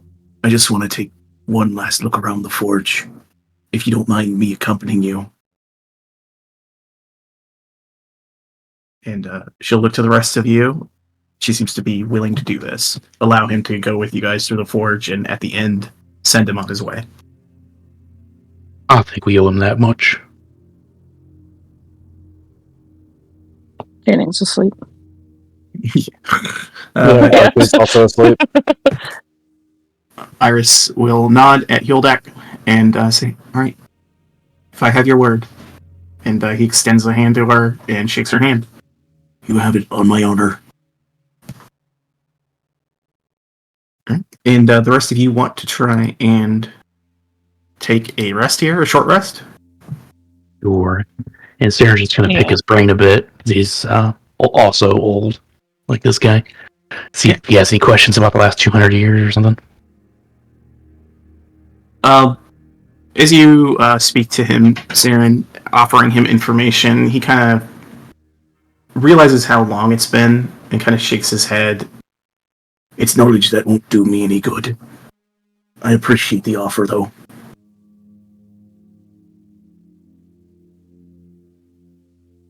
Then he'll just share stars and stuff. He was like, this is my life's mission. Stars. Yeah, and he kind of tells you a bit about just life in the forge. He's just kind of like an old man reminiscing about stuff as you guys kind of chat back and forth. The rest of you can go ahead and do a short rest. Do I get a short rest if I identify that knife? If you spend the time identifying, you will not get a short rest. But you could do that. I'm gonna go ahead and I'll identify the knife because I can assume I can get lamp and identify the knife. No, you could. What's the time on the item? Yeah, you could. You can do both. 10 I'll let you an do both. hour. I'll let you do both. Okay. Yeah, I'll do that. I'll get lamp back and then I'll identify his knife. Okay. You just won't get any hit dice or anything else on a short rest. Yeah. All right, we'll get to that in a second here. I'm going to short rest your cleric.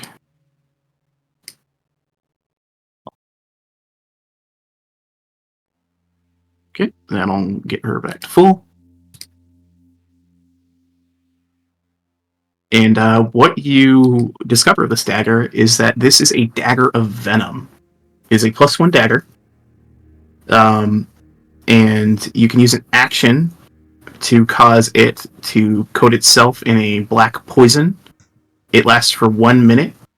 And using this weapon, if it hits a creature, it must make a DC 15 con save or take 2d10 poison damage and become poisoned for 1 minute. Yeah. It can't be used this way again until the next dawn, once it's been used. So it takes an action, though, to activate it. So you'd be committing an action to pop its power on. And I'll let you attune to that if you'd like, Archie, as well. Hell yeah. Because you can be attuning to it in the time she's identifying it.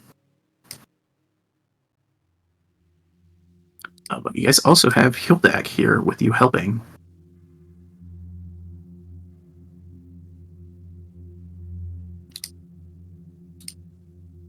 So you guys spend some time here, kind of bandaging your wounds, Hildak and Saren conversing as he talks about the olden days.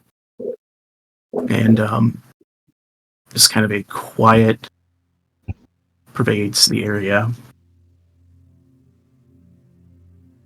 as you hear that voice again. Another light comes, a dangerous one. And that is where we will end our session. Wait, did you roll my initiative for me? You sure did. I'll take No? that. I'll just take no. that What was your 19. initiative roll? I didn't roll it. Roll yours. Damn it. I'm not going to give you what I rolled. Damn it. There we go. I just want you to know that those guys had 2 health each. Oh my god. You just fireballed him. I didn't know what the fuck. There's like massive overkill. there's fucking 8 of them, and I'm like, I don't know what to fucking do. Get them off of me. I can drop this fireball and just run. Oh my god. Reaction. Chose wrong. And now he's dead. Archie murdered a guy. Rick killed the guy. Rick killed the guy. There were horses and man on fire. A grenade. Where'd you find a grenade? X Panther. 50% of the time, it works every time. Every time. There's been some real panther in here. That smells like pure gasoline. I'm not gonna lie to you. That smells like pure gasoline. Go fuck yourself, San Diego. Page. Not You know what leveled the up. first thing I do on a Saturday is? Eat some Wheaties. Lock your doors. Lock your doors. I wake up and I make sure that everything is ready for this game.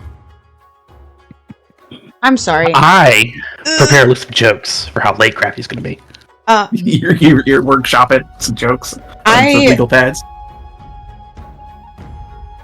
That's why when Crafty dropped a fucking fireball on those sturges, I was like, oh god, dude. I was like, oh no. Appropriate reaction. I mean, that's how probably in a real world situation, I probably would react the same way. I'm like, oh no, boom. Bunch of little 2 health sturges. Right? Sent those guys to Avernus. No, I'm good. You're good. Okay. I only get. Oh my god! What? No, I'm in the middle of D&D. I'm good. I mean, we are technically in the middle of D&D because we haven't started yet. Don't give her that out. Yeah, don't give her any outs. What the fuck, dude? Come on. Well, they don't. Crafty. Oh my god. Gonna have me some fun.